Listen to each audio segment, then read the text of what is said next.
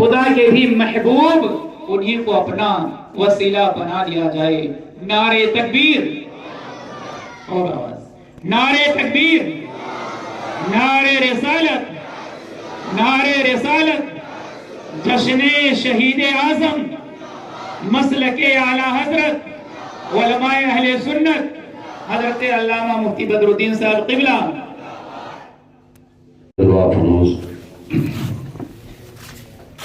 ماہ و نجوم کی طرح درخشاں علماء طویل احترام،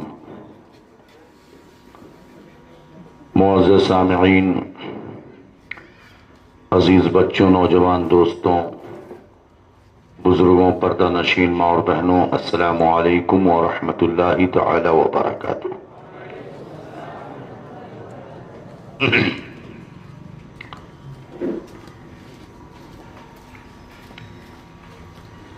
الحمدللہ الحمدللہ وکفا وسلام علی حبیبہ المصطفیٰ وعلى آلہ واصحابہ اولی الصدق والصفاء، اما بعد فاعوذ باللہ من الشیطان الرجیم، بسم اللہ الرحمن الرحیم، لن یصیبنا الا ما کتب اللہ لنا هو مولانا، صدق اللہ مولانا العظیم وصدق رسولہ النبی الامین الکریم، ونحن على ذلك لمن الشاہدین والشاکرین والحمد للہ رب العالمین۔ غوث آدم بمن بے سرو ساما مدد، قبل دی مدد، کعبہ ایما مدد، قادریم نعرہ یا غوث اعظم میزنم، دمد شیخ احمد رضا خان قطب اعظم میزنم، بگرداب بلا افتاد کشتی، ضعیفانوں شکستارا تو پشتی، بحق خواجہ عثمان ہارون، مدد کن مدد کن مدد کن یا معین الدین چشتی۔ تمام اہتمام اور کمال محبت کے ساتھ اپنی اور ساری کائنات کے مرکز عقیدت، دونوں عالم کے آقا و مولا، رحمت للعالمین، شفیع المذنبین، طٰہٰ و یاسین، ارواحنا فدا سیدنا محمد الرسول اللہ صلی اللہ علیہ وسلم کی بارگاہ ناز میں بلند آواز سے درود پاک پڑھ لیں۔ اللہم صلی علی سیدنا و نبینا مولانا محمد طب القلوب و دوائها وعافیة الابدان و شفائها ونور الابصار و ضیائها وعلى آلہ و صحبہ وبارک وسلم، صلاة و سلاما علیک یا رسول اللہ صلی اللہ تعالی علیہ وسلم۔ نبی آخر الزمان رحمت للعالمین صلی اللہ علیہ وسلم کے دیوانوں، شہدائے کرب و بلا پر ان کی محبت میں اپنی قربانیاں دینے والوں، محفل نور میں علماء کرام کا نورانی قافلہ جلوہ افروز ہے۔ آپ نے صوفی ملت سے بھی سنا، مفتی حیات اللہ صاحب قبلہ سے بھی سنا، اور حضرت مولانا قاری فاروق رضا اور حضرت مولانا قاری نور احمد صاحب، ان لوگوں نے بھی اپنی ترنم ریزیاں بکھیری اور اپنے پاکیزہ کلمات سے آپ کو فیض یاب کیا ہے۔ حضرات محترم، دعا کریں کہ اللہ رب العزت شہدائے کرب و بلا کے صدقے میں ان سب کو اور ہم سب کو سلامت رکھے، ایمان اور عقیدے کی حفاظت فرمائے۔ یاد رہے یہ دنیا دارالعمل ہے، دار فانی ہے، یہاں کوئی ہمیشہ رہنے کے لیے نہیں آیا، چند دنوں کا مسافر ہے۔ فرمایا کن فی الدنیا کأنک غریب او عابری سبیل، دنیا میں ایسے رہو گویا کہ تم ایک مسافر ہو یا راستہ گزارنے والے ہو۔ اس سے زیادہ اور اس دنیا سے محبت نہیں کرنی چاہیے۔ اور اس دنیا میں انسان اپنی زندگی جیتا ہے، اس کے بہت سارے خواب ہوتے ہیں، بہت سارے گولز ہوتے ہیں، لیکن انسان اسی وقت پریشان ہوتا ہے جب یہ بھول بیٹھتا ہے کہ اس کی کتنی بھی تمنائیں ہوں، کتنے بھی گولز ہوں، کتنے بھی خواب ہوں، ہونا وہی ہے جو اللہ چاہے گا۔ یہی تعلیم اللہ نے قرآن مقدس میں عطا فرمائی کہ لن یصیبنا الا ما کتب اللہ لنا ہوا مولانا۔ فرما دو کہ ہمیں جو کچھ پہنچتا ہے اتنا ہی پہنچتا ہے جو اللہ نے ہماری تقدیر میں لکھا ہے، وہی ہمارا مولا ہے، وہی ہمارا مالک ہے۔ اس لیے بندوں کو یہ تعلیم دی گئی کہ اللہ کے بندے ہر حال میں اللہ کا شکر ادا کریں۔ آہ و فغاں کرنا، چیخنا چلانا، ہائے افسوس ہائے بربادی، اس طرح کی باتیں کرنا یہ ایمان والوں کا شیوا نہیں ہوتا۔ یہ تو ناشکرے کافر و مشرک کرتے ہیں، صاحب ایمان ایسی حرکتیں نہیں کرتا۔ یہی وجہ ہے میں نے کل بتایا کہ میدان کرب و بلا میں سیدنا امام حسین رضی اللہ تعالی عنہ نے 9ویں محرم کو جو چیز سب کے سامنے رکھی، جو دنیا آج دیکھ رہی ہے، وہیں پر اہل حق اور باطل کا فیصلہ بھی ہوتا ہے، اور حضرت سیدنا امام حسین، ان کے رفقا، اہل بیت اطہار کے شہزادے اور شہزادیاں، ان کے زندگی کا طرز عمل بھی سمجھ میں آتا ہے۔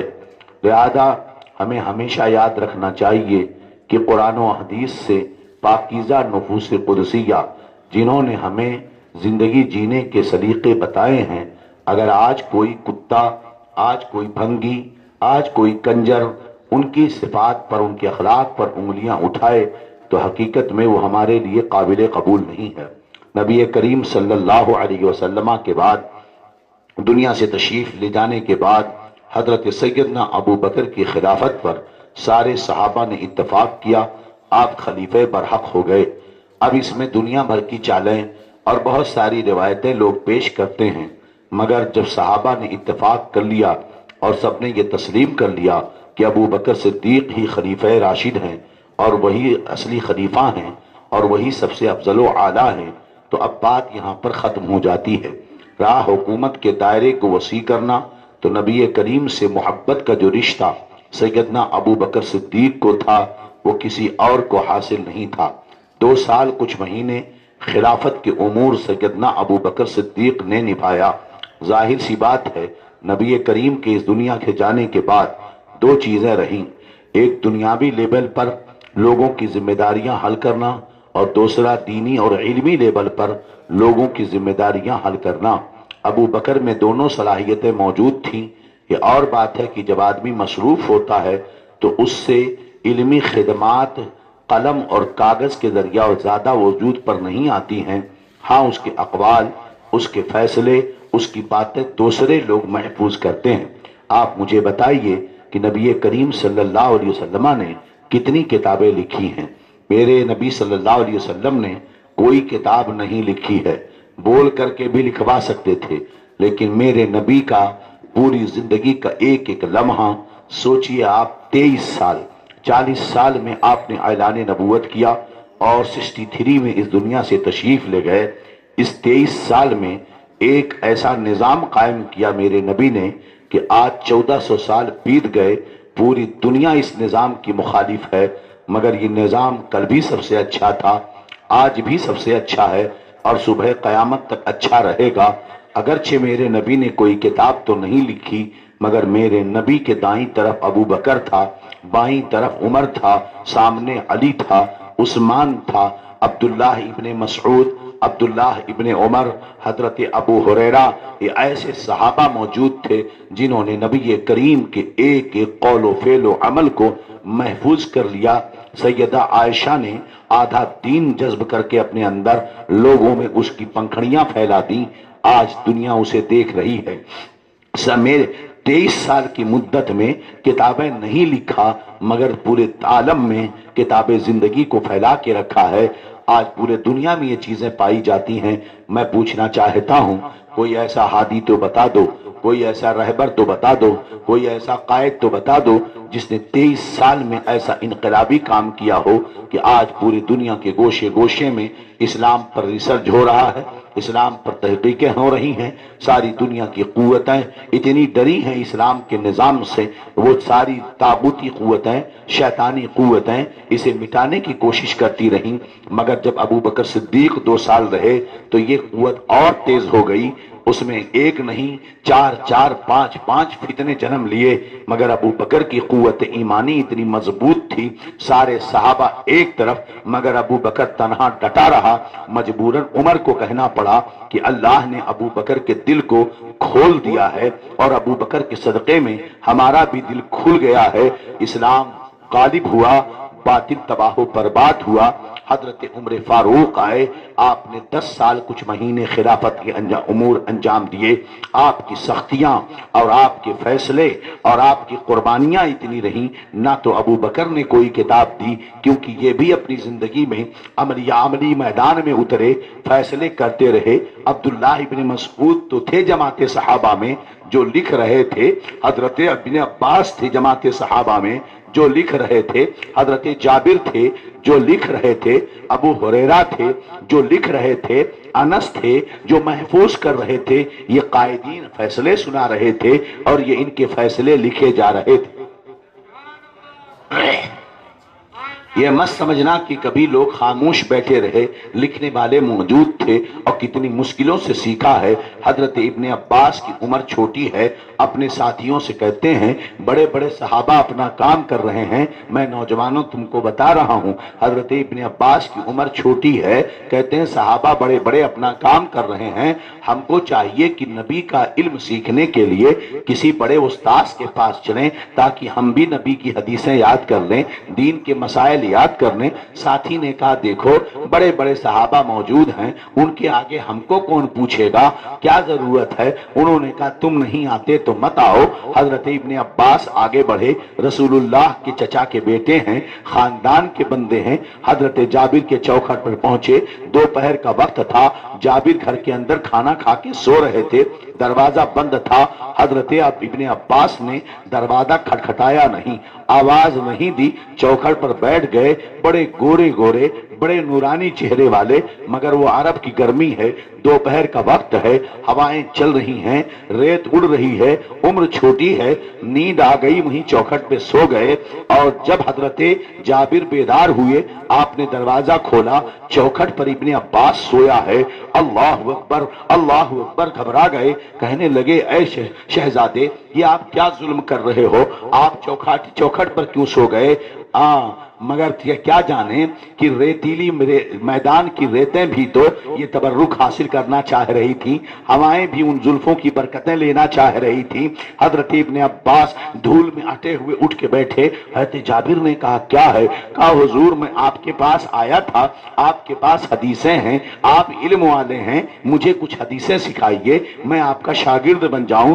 حضرت جابر فرماتے ہیں ابن عباس آپ نبی کے چچا کے بیٹے ہو، خاندان کے ہو، آپ دروازے پہ ایسے لیٹتے ہو، یہ مجھے اچھا نہیں لگتا، آپ نے دروازہ کھٹکھٹانا تھا، آپ کو مجھے جگانا تھا، آپ کو مجھے بلانا تھا، میں آپ کو اندر لے لیتا۔ حضرت ابن عباس فرماتے ہیں نوجوانوں غور سے سننا، ارشاد فرماتے ہیں اے جابر نبی نے ہمیں یہ سکھایا ہے کہ استاذ کو اس کے دروازے کے پیچھے سے چلایا مت کرو، جب وہ سو رہا ہو تو اسے سونے دو، اسے اٹھایا مت کرو، اس لیے میں نے نبی کی سنت پہ عمل کیا ہے، آپ میرے استاذ ہو، مانا کہ میں بڑے خاندان کا ہوں، مانا کہ میں نبی کی خاندان کا بچہ ہوں، ان کے چچا کا بیٹا ہوں، مگر اسی نبی نے ہمیں تعلیم دی ہے کہ وہ استاذ جب سویا ہو تو اسے ڈسٹرب نہ کرو، انتظار کرو، یہ نہیں کہ بھاگ کر چلے آؤ بلکہ وہیں کھڑے رہو اور ان کا انتظار کرو، میں نے آپ کا انتظار کیا ہے۔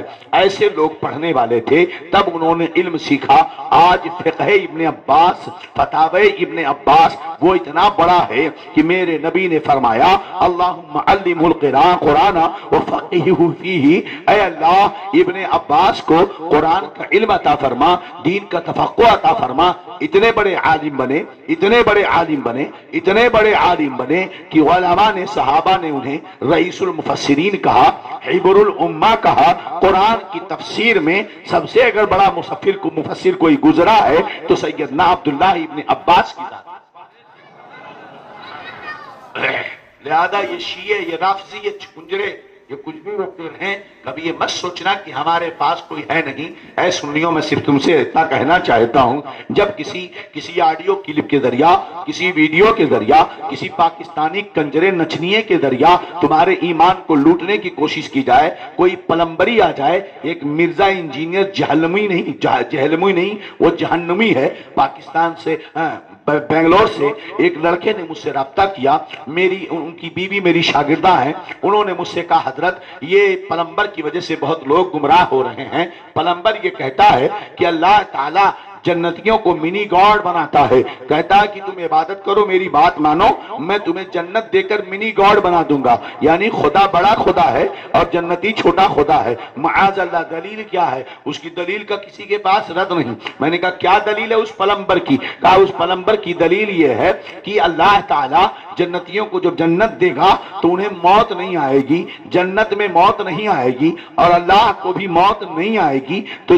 جنتی ہمیشہ جنت میں، خدا ہمیشہ ہے، تو گویا کہ نہ مرنا یہ جنتیوں کی صفت ہے، تو جنتی منی گارڈ ہو گئے۔ میں نے خدا جب دین لیتا ہے تو عقلیں چھین لیتا ہے، اس خبیث کو بول، پھر ابو جہل کو بھی منی گارڈ کہے، عتبہ اور شیبہ کو بھی منی گارڈ کہے، جہنمیوں کو بھی منی گارڈ کہے، اس لیے کہ اس کمینے نے حدیث پڑھی مگر مطلب سمجھا نہیں۔ میاں جنتی جیسے ہمیشہ جنت میں رہے گا، موت نہیں آئے گی، ایسے جہنمی بھی ہمیشہ جہنم میں رہے گا، موت نہیں آئے گی۔ تو ہو سکتا ہے یہ مکہ کے کافروں سے بھی بڑا کافر ہے، یہ کافروں سے بھی بڑا کافر ہے کہ ان لوگوں نے تو 360 خدا مانے تھے چھوٹے، مگر اس مردود نے اربوں خربوں مان لیے۔ اس نے تو پتھروں کو خدا مانا تھا، اس نے جہنمیوں کو بھی خدا مان لیا۔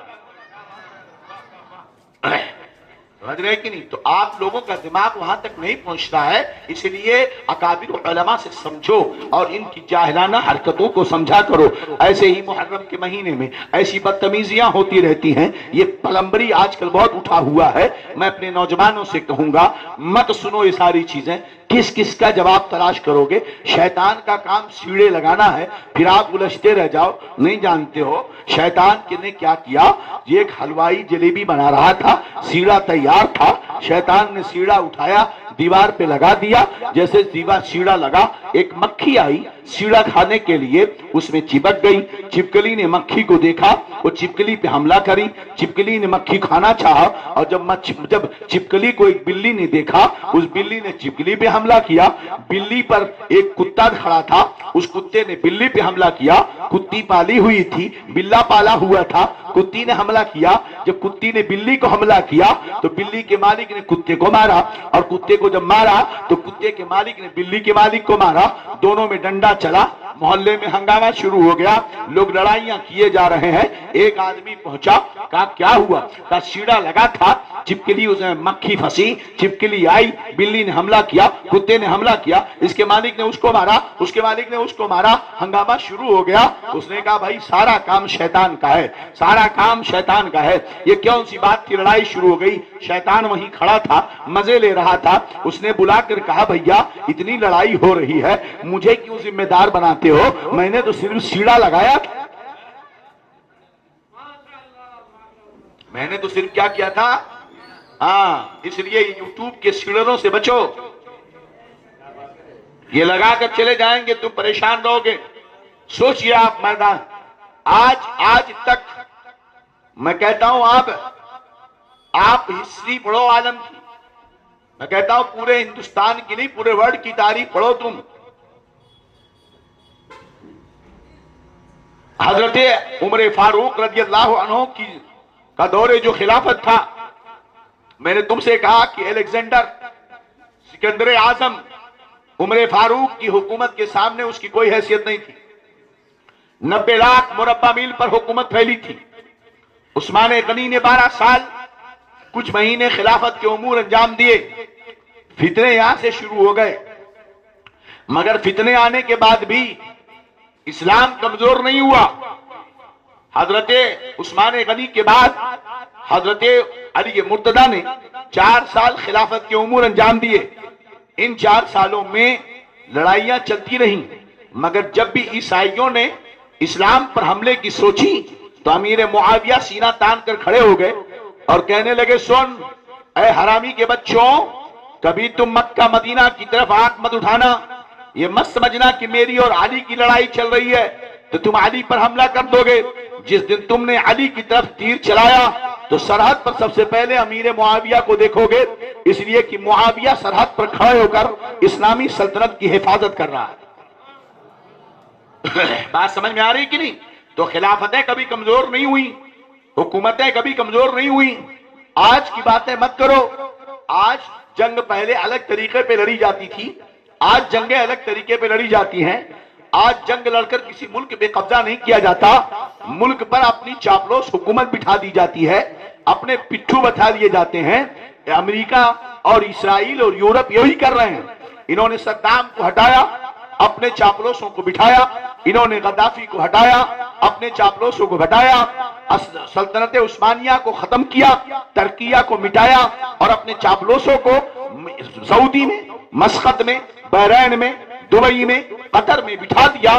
یہ سب امریکہ کے پٹھو بیٹھے ہوئے ہیں. انہیں اسلامی سلطنت کا بادشاہ مت سمجھو، یہ اسلامی سلطنت کے بادشاہ نہیں ہے. اور یاد رکھو ایران تو کبھی نہیں تھا، آج بھی نہیں ہے، اس لیے کہ ان کے عقائد ہم نے آپ کو سامنے بیان کر دیے. میرے دوستوں، ہر دور میں اہل حق کو ستایا گیا، ہر دور میں اہل حق کو ستایا گیا، مگر میرے نبی نے فرمایا میری امت کا ایک گروہ ہمیشہ حق پہ قائم رہے گا، کوئی اسے نقصان نہیں پہنچا سکتا. اور وہ اہل حق کبھی شریعت کے آگے نہیں جاتے، شریعت کے خلاف کوئی کام نہیں کرتے. کسی کی میت پر سینہ پھاڑنا، نوحہ کرنا، چیخنا چلانا، اور بال بکھیرنا، گانا ناچنا، یہ سب شریعت کی حدود سے باہر ہیں. اسی لیے مصیبت کی گھڑی میں بھی میدان کرب و بلا میں حضرت امام حسین نے حضرت زینب کو جو وصیت کی ہے وہ وصیت یہی کی ہے، جب میں شہید ہو جاؤں تو اپنے بال مت بکھیرنا، میری لاشے پر رونا مت، آہو فغاں مت کرنا، کپڑے مت پھاڑنا، سینے مت کٹنا، ہنگامے مت کرنا. حضرت امام حسین کی یہ وصیت حضرت سیدہ زینب کو تھی میدان کرب و بلا. پتہ یہ چلا کہ آج جو حسینی کہنے والے اپنی پیٹھ پھوڑتے ہیں، جھوری مارتے ہیں، اے حسین یا حسین یا حسین کر کے نوحہ کرتے ہیں، کالے کپڑے پہن کر اپنے جسم سے خون بہاتے ہیں، یہ حسینی نہیں ہو سکتے. کیونکہ حسینی تو وہ ہے جو حسین کی وصیت پہ عمل کرے، یہ حسینی نہیں ہو سکتے ہیں. اور جو 9ویں محرم کو، 8ویں محرم کو، 7ویں محرم کو ڈھول بجائے، تاشا بجائے، پنجے گاڑے، یہ ساری حرکتیں کرے، وہ بھی حسینی نہیں ہو سکتا ہے.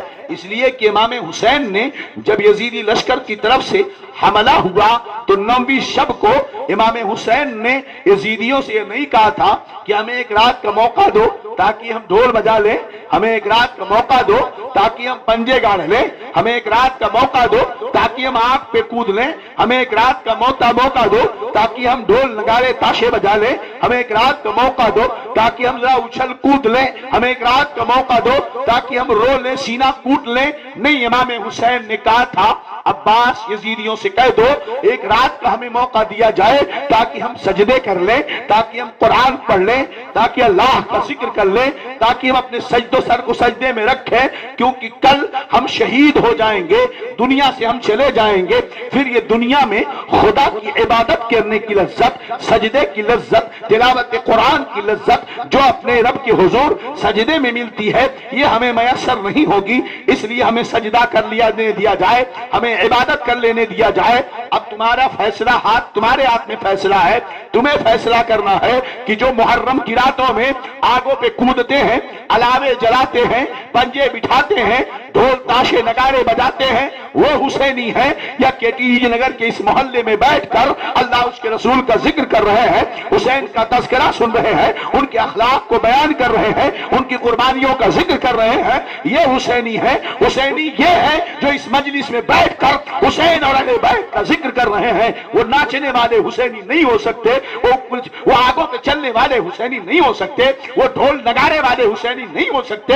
کیونکہ حسین نے 9ویں شب کو اس طرح نہیں گزارا تھا، انہوں نے یہ رات اپنی عبادت ہونے دی.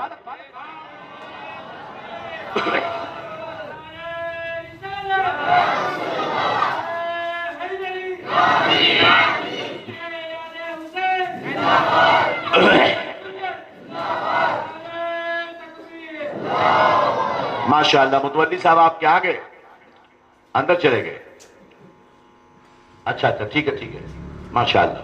दुरूद पढ़ें, अल्लाहुम्मा सल्ली अला सय्यिदिना व नबिय्यिना मौलाना मुहम्मद तिब्बिल क़ुलूबि व दवाइहा व आफ़ियतिल अब्दानि व शिफ़ाइहा व नूरिल अब्सारि व ज़ियाइहा व अला आलिहि व सहबिहि व बारिक वसल्लम। इनके भी काम कुछ बड़े आला हैं, बहुत अच्छा काम कर रहे हैं। मेरी कुछ देर गुफ्तगू हुई, बड़ी खुशी हुई। ऐसे ही आला अखलाक और मयार इंसान को रखना चाहिए ताकि काम आगे चलकर हमारे कौम के नौजवानों के लिए कोई बेहतर रास्ता पैदा हो सके। बहरहाल सैयदना इमाम हुसैन रज़ियल्लाहु अन्हु हैं। दूसरे दिन सुबह जो होती है, आप मैदान करबला में जाते हैं, यजीदियों को फिर से समझाते हैं, अपना मकाम व मर्तबा बताते हैं। मैं कौन हूँ? मैं फातिमा का बेटा हूँ, नबी का नवासा हूँ। जमीन पर मेरे अलावा कोई नबी का नवासा नहीं बचा है। मैं वो हूँ जिसके बारे में मुस्तफा ने कहा है कि अल हसन वल हुसैन वमा सय्यदा शबाबे अहल जन्ना। हसन हुसैन ये जन्नती जवानों के सरदार हैं। मेरे इमाम ने फिर समझाया, फिर उन्हें नसीहत की, इत्माम हुज्जत किया, अपना मकाम बताया, अपना मर्तबा बताया। फिर यजीदियों ने वही कहा, दो ही काम, या तो बैअत हो या लड़ने के लिए तैयार हो जाओ। इमाम हुसैन ने फरमाया, अब जब तुम लोग अपने हाथ को मेरे खून से रंगना चाहते हो, आप वापस चले आए। अब उसके बाद जब दोनों तरफ से लड़ाइयां शुरू हुई, एक एक करके मुकाबिला चला। मैंने कल बताया था कि हजरत अब्दुल्ला इब्न उमैर हैं जो मैदान करबला में लड़ रहे हैं। उनकी बीवी जोश में डंडा लेकर मैदान में आती है और उसके बाद ललकारती है। इमाम हुसैन फरमाते हैं, बीबी आ जाओ, औरतों पर जिहाद फर्ज नहीं है, इक्के दुक्की लड़ाइयां नहीं, ये बैक वक्त हो रही थी। दोनों तरफ से तीर और तलवार चलते रहे और 10वीं मुहर्रम को तकरीबन 24 शहजादे शहीद हुए मैदान करबला में। इतने लोग, हजरत अली के सारे शहजादे जो मौजूद थे उसमें, उन्होंने अपनी जान कुर्बान की। हजरत अकील के शहजादों ने अपनी जान कुर्बान की। दूसरे मुहिब्बीन जो आए थे उन्होंने अपनी जान की कुर्बानी दी। अब खेमे हुसैनी में चंद लोग बचे थे।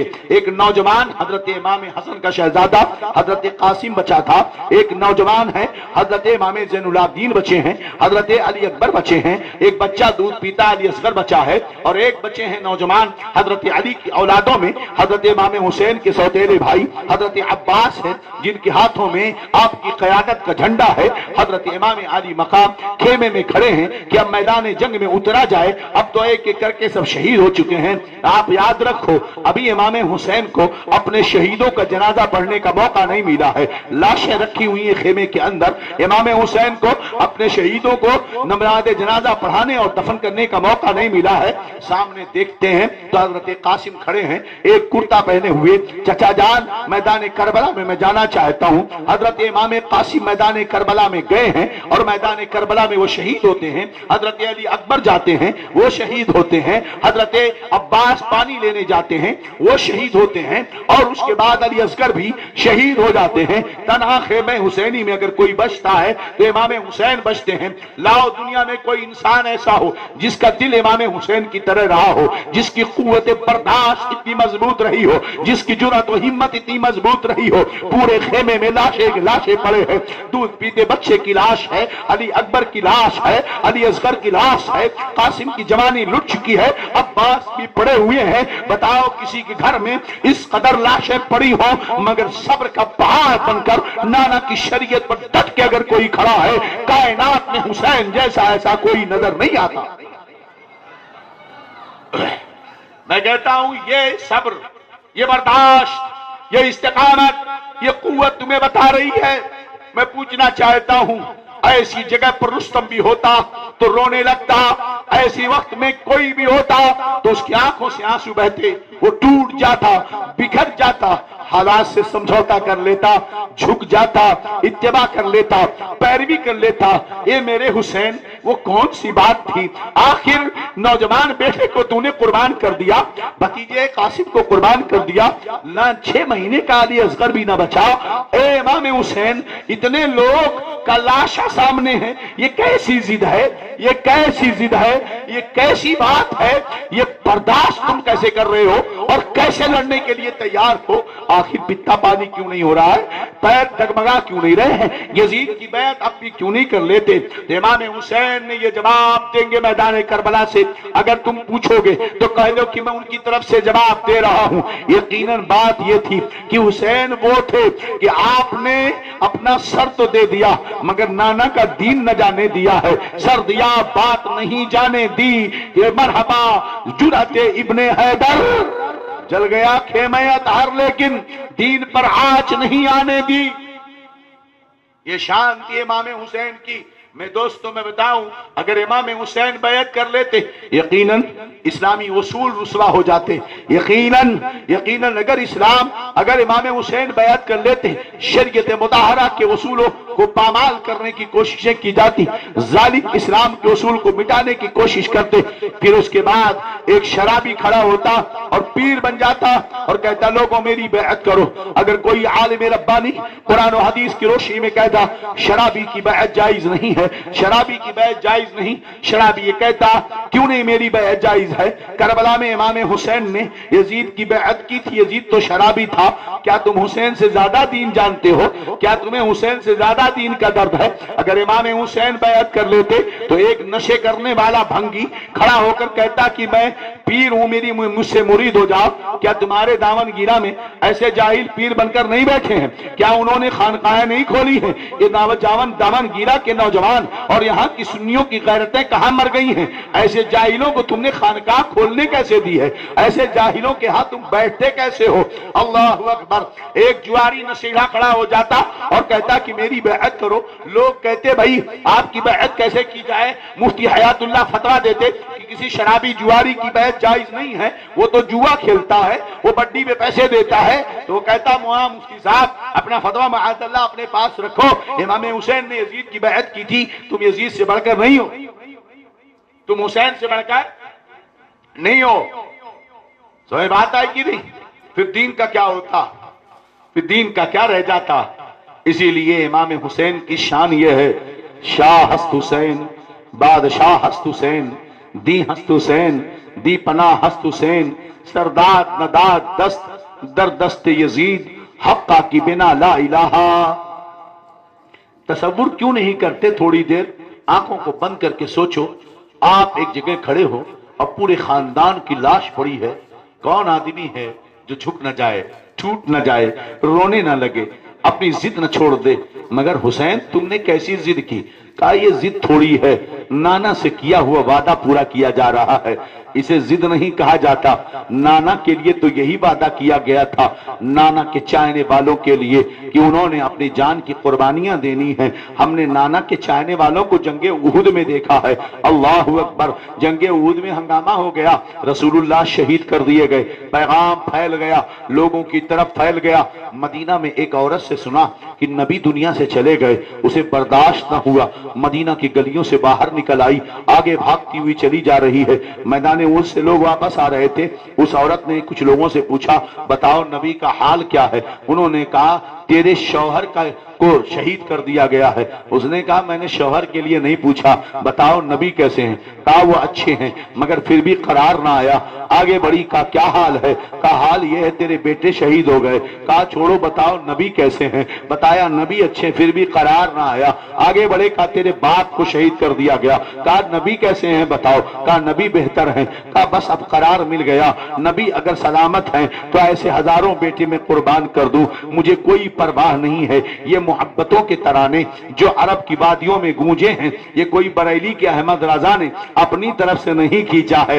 बरेली के अहमद रजा से पूछो, ऐ अहमद रजा तूने रसूल से मोहब्बत करने का ये ढंग कहां से सीखा। तो अहमद रजा ये जवाब देंगे हमने आज के इन बद्दुओं से नहीं सीखा है, आज के इन शराबियों से नहीं सीखा है, फिलपाइन की लड़कियों की जुल्फों में शराब पीने वालों से नहीं सीखा है, रशिया और यूरोप की मॉडलिंग करने वाली उन बेहया काल गर्लों के दामन में छुपने वालों से हमने दीन नहीं सीखा है। हमने दीन तो बिलाल से सीखा है, इश्क तो हमने बिलाल से सीखा है, इश्क तो मैंने अब्दुल्लाह इब्ने उमर से सीखा है, इश्क तो मैंने अनस से सीखा है, इश्क तो मैंने सहाबा से सीखा है, इश्क तो मैंने अबू बकर से सीखा है, मुस्तफा से इश्क का सलीका मैंने उस्मान गनी से सीखा है, उमर फारूक से सीखा है, अली के मुर्तजा से।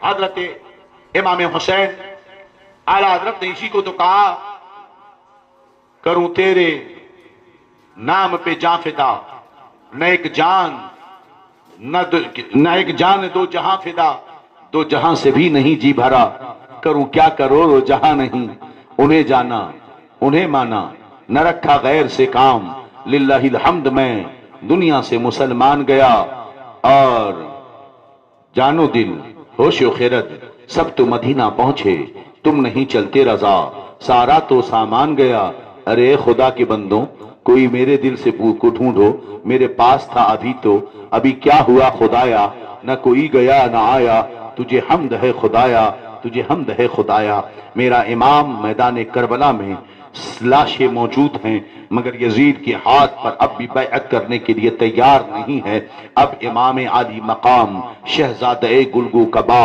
ابن رسول راکب دوش پیغمبر سیدنا امام حسین رضی اللہ عنہ لباس زیب تن کے لیے کرنے کے لیے تیار ہیں سر پہ جو امامہ باندھا ہے مورخ نے لکھا وہ نانا جان کا امامہ تھا نبی کریم کا امامہ باندھا ہے آپ نے جسم پر جو کپڑے پہنے ہیں وہ امام حضرت آپ کے ہاتھ میں جو نیزہ ہے وہ آپ کے چچا آپ حضرت جعفر طیار کا ہے ہاتھ میں جو تلوار ہے حضرت علی مرتضی کی تلوار ذوالفقار ہے آپ نے حمائل کیا نیزہ پکڑا ہے آپ نے کپڑا جیب تن کیا اور آپ میدان کربل میں نکلے ہیں تیسری بار پھر سمجھایا ہے چلو علی اکبر کو قربان کر دیا علی اصغر کو قربان کر دیا قاسم کی جوانی لٹ گئی عباس نہ رہے مگر پھر بھی میرے نانا وہ تھے جو اپنی امت پر بڑا رحم کرتے تھے اے لوگوں میرے خون سے اپنا ہاتھ نہ رگو میں حسین ابن علی ہوں میں وہ حسین ہوں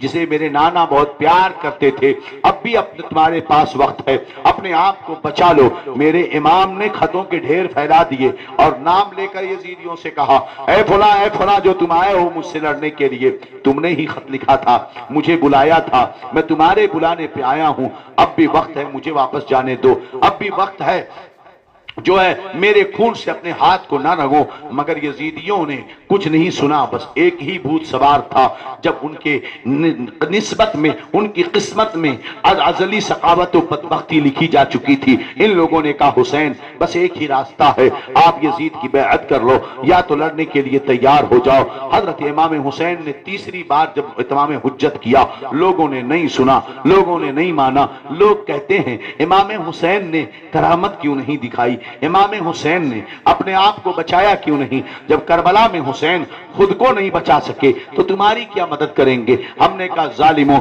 نہ بچ پانے کا الزام اس وقت ہوتا جب حسین نے خود کو بچایا ہوتا بچنے کے بڑے راستے موجود تھے نہ کرامت دکھانے کی ضرورت تھی نہ اور کچھ دکھانے کی ضرورت تھی بس اتنا کافی تھا کہ یزید کے ہاتھ پہ ہاتھ دے دیتے حسین بچ جاتے بڑا سستا سودا تھا دیکھنے میں مگر امام حسین نے نہ تو ہاتھ دیا نہ بچنے کا کوئی راستہ اختیار کیا نہ کوئی کرامت دکھائی نہ کوشش کی ہے میاں اس لیے کہ کرامت مسلمانوں کو نہیں دکھائی جاتی ہیں کلمہ پڑھنے والوں کو نہیں دکھائی جاتی ہیں ہم اپنی قوم کو کرامت نہیں دکھاتے ہم اعلیٰ حضرت کی عظمتوں کا ذکر کرتے ہیں تو کرامتوں کی بنیاد پر نہیں کرتے مفتی اعظم ہند کو جو ہم بتاتے ہیں تو کرامتوں کی بنیاد پر نہیں بتاتے ہم مفتی اعظم ہند کو بتاتے ہیں تو بتاتے ہیں کہ جب اندرا گاندھی نے نسبندی کا پیغام دیا نسبندی کی کال دی پورے ہندوستان میں جگہ جگہ جو ہے ایجنسیاں لوگوں کو پکڑ کر نسبندی دے رہی تھی بڑے بڑے مولوی ڈر گئے تھے دیوبند و ندوہ سہارنپور سے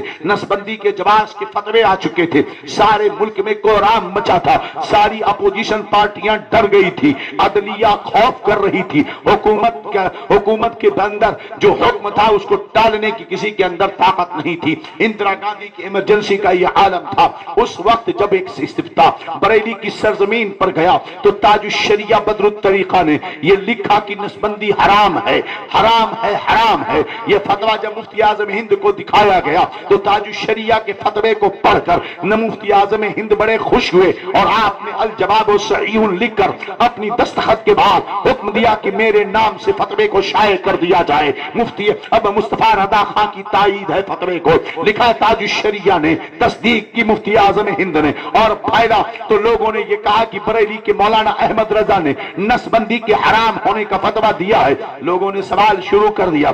دیوبند کے مولانا ڈر گئے, ندوہ کے مولوی ڈر گئے, سلفیہ کے مولانا ڈر گئے, مگر تنہا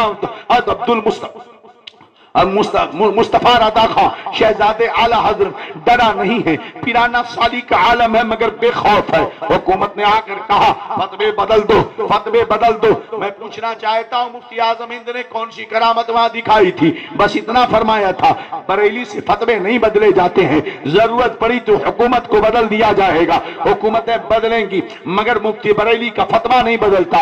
یاد رکھو تب سے لے کر آج تک بریلی کا فتویٰ کبھی نہیں بدلا ہے. اگل بگل میں اب کچھ لوگوں نے دارالفتہ کھول لیا ہے مگر ان کے فتوے اپنی جگہ ہیں. جو میرے تاج الشریعہ کا مرکزی فتویٰ ہے وہ نہ کبھی بدلا تھا نہ کبھی بدلا ہے. اس لیے کہ بریلی جو فتویٰ دیتا ہے تو بڑی ذمہ داری سے ٹھوک بجا کر تحقیق و تفتیش کے بعد وہ فتویٰ دیتا ہے. اگل بگل میں اب تو ہر گلی میں مفتی ہیں جناب, کوئی مفتی سے نیچے نہیں ہے. ہر مسجد کا امام مفتی, ہر مدرسے کا مدرس مفتی, جہاں دیکھو تہاں مفتی. اتنے زیادہ مفتی اتنا زیادہ مسئلہ الجھ رہا ہے. اتنے نہ مفتی ہوتے نہ اتنا مسئلہ الجھتا. ہاں سب نے دکانیں کھول رکھی ہیں دیکھنے, تو یہ حالت ہو چکی. مگر میرا مفتی اعظم ہند جب وہ فتویٰ دیتا تھا تو حکومتیں کانپ جاتی تھی. دباؤ ڈال کر واپس کروانے کی کوشش کی گئی مگر مفتی اعظم ہند نے فتویٰ وہی رنگ تھا, ہمیں وہی رنگ تھا. اچھلتے ہو بدتمیزوں, اچھلتے ہو تم. ارے بھائی اگر مسولی سے کسی شیخ نے کہہ دیا کہ کربلا میں بریلی رنگ تھا, جملے کا ایر پھیر خالی ہے. بس بات تو وہی ہے کہ وہی رنگ تھا. میاں بریلی رنگ کہیں الگ نہیں ہے, یہ بڑا چوکھا رنگ ہے. کربلا سے اڑ کر کے آیا ہے. کربلا میں یزیدی کہہ رہے تھے حسین بدل دے اپنی بات. حسین نے کہا جان جائے گی بات نہیں بدلے گی. بریلی میں بھی یہی رنگ تھا, حکومت بدلی جائے گی پتہ نہیں بدلے گا. بس بھائی ایک بات یاد رکھو, ہمارے مشائخین پر بھوکو گے تو ہم برابر سے کوٹیں گے. ہاں مسئلے کا اختلاف اپنی جگہ ہے, لیکن جب بات عقیدے کی آئے گی, بات جب مرکز کی آئے گی, جب بات مشائخین کی آئے گی تو ایسے بدر الدین بھی کھڑا ہوگا اور نہ جانے کتنے رضا کے شیر کھڑے ہوں گے اور جتنے بھوکنے والے ہیں ان کی دھجیاں اڑائی جائیں گی. سمجھے کہ نہیں؟ ہاں کبھی بھول کر کے بھوکنا نہیں, وہی رنگ ہے کربلا والا. کہنے والے نے اتنا کہہ دیا کہ کربلا میں بریلی رنگ تھا. ابے بات تو دونوں ہے, کربلا میں بریلی رنگ تھا یا بریلی میں کربلا کا رنگ تھا. میاں بریلی میں رنگ کربلا کا تھا کہ وہیں سے اٹھ کر کے آیا تھا, مگر اس دور میں بریلی کا رنگ اتنا چوکھا ہے, اتنا چوکھا ہے کہ اس میں دیکھو تو کربلا کا بھی رنگ نظر آتا ہے, بدر کا بھی رنگ نظر آتا ہے, احد کا بھی رنگ نظر آتا ہے, کچوچا کا بھی رنگ نظر آتا ہے, ماہرہ کا بھی رنگ نظر آتا ہے, اجمیر کا بھی رنگ نظر آتا ہے. بریلی کے رنگ میں دیکھ تو تجھے بغداد کا رنگ نظر آئے گا, امام اعظم کا رنگ نظر آئے گا, امام شافعی کا رنگ نظر آئے گا, حضرت امام طحاوی کا رنگ نظر آئے گا, حضرت شامی کا رنگ نظر آئے گا. بریلی کا رنگ اکیلا نہیں, یہ ابو خوف سے آدم کی کرامت ہے.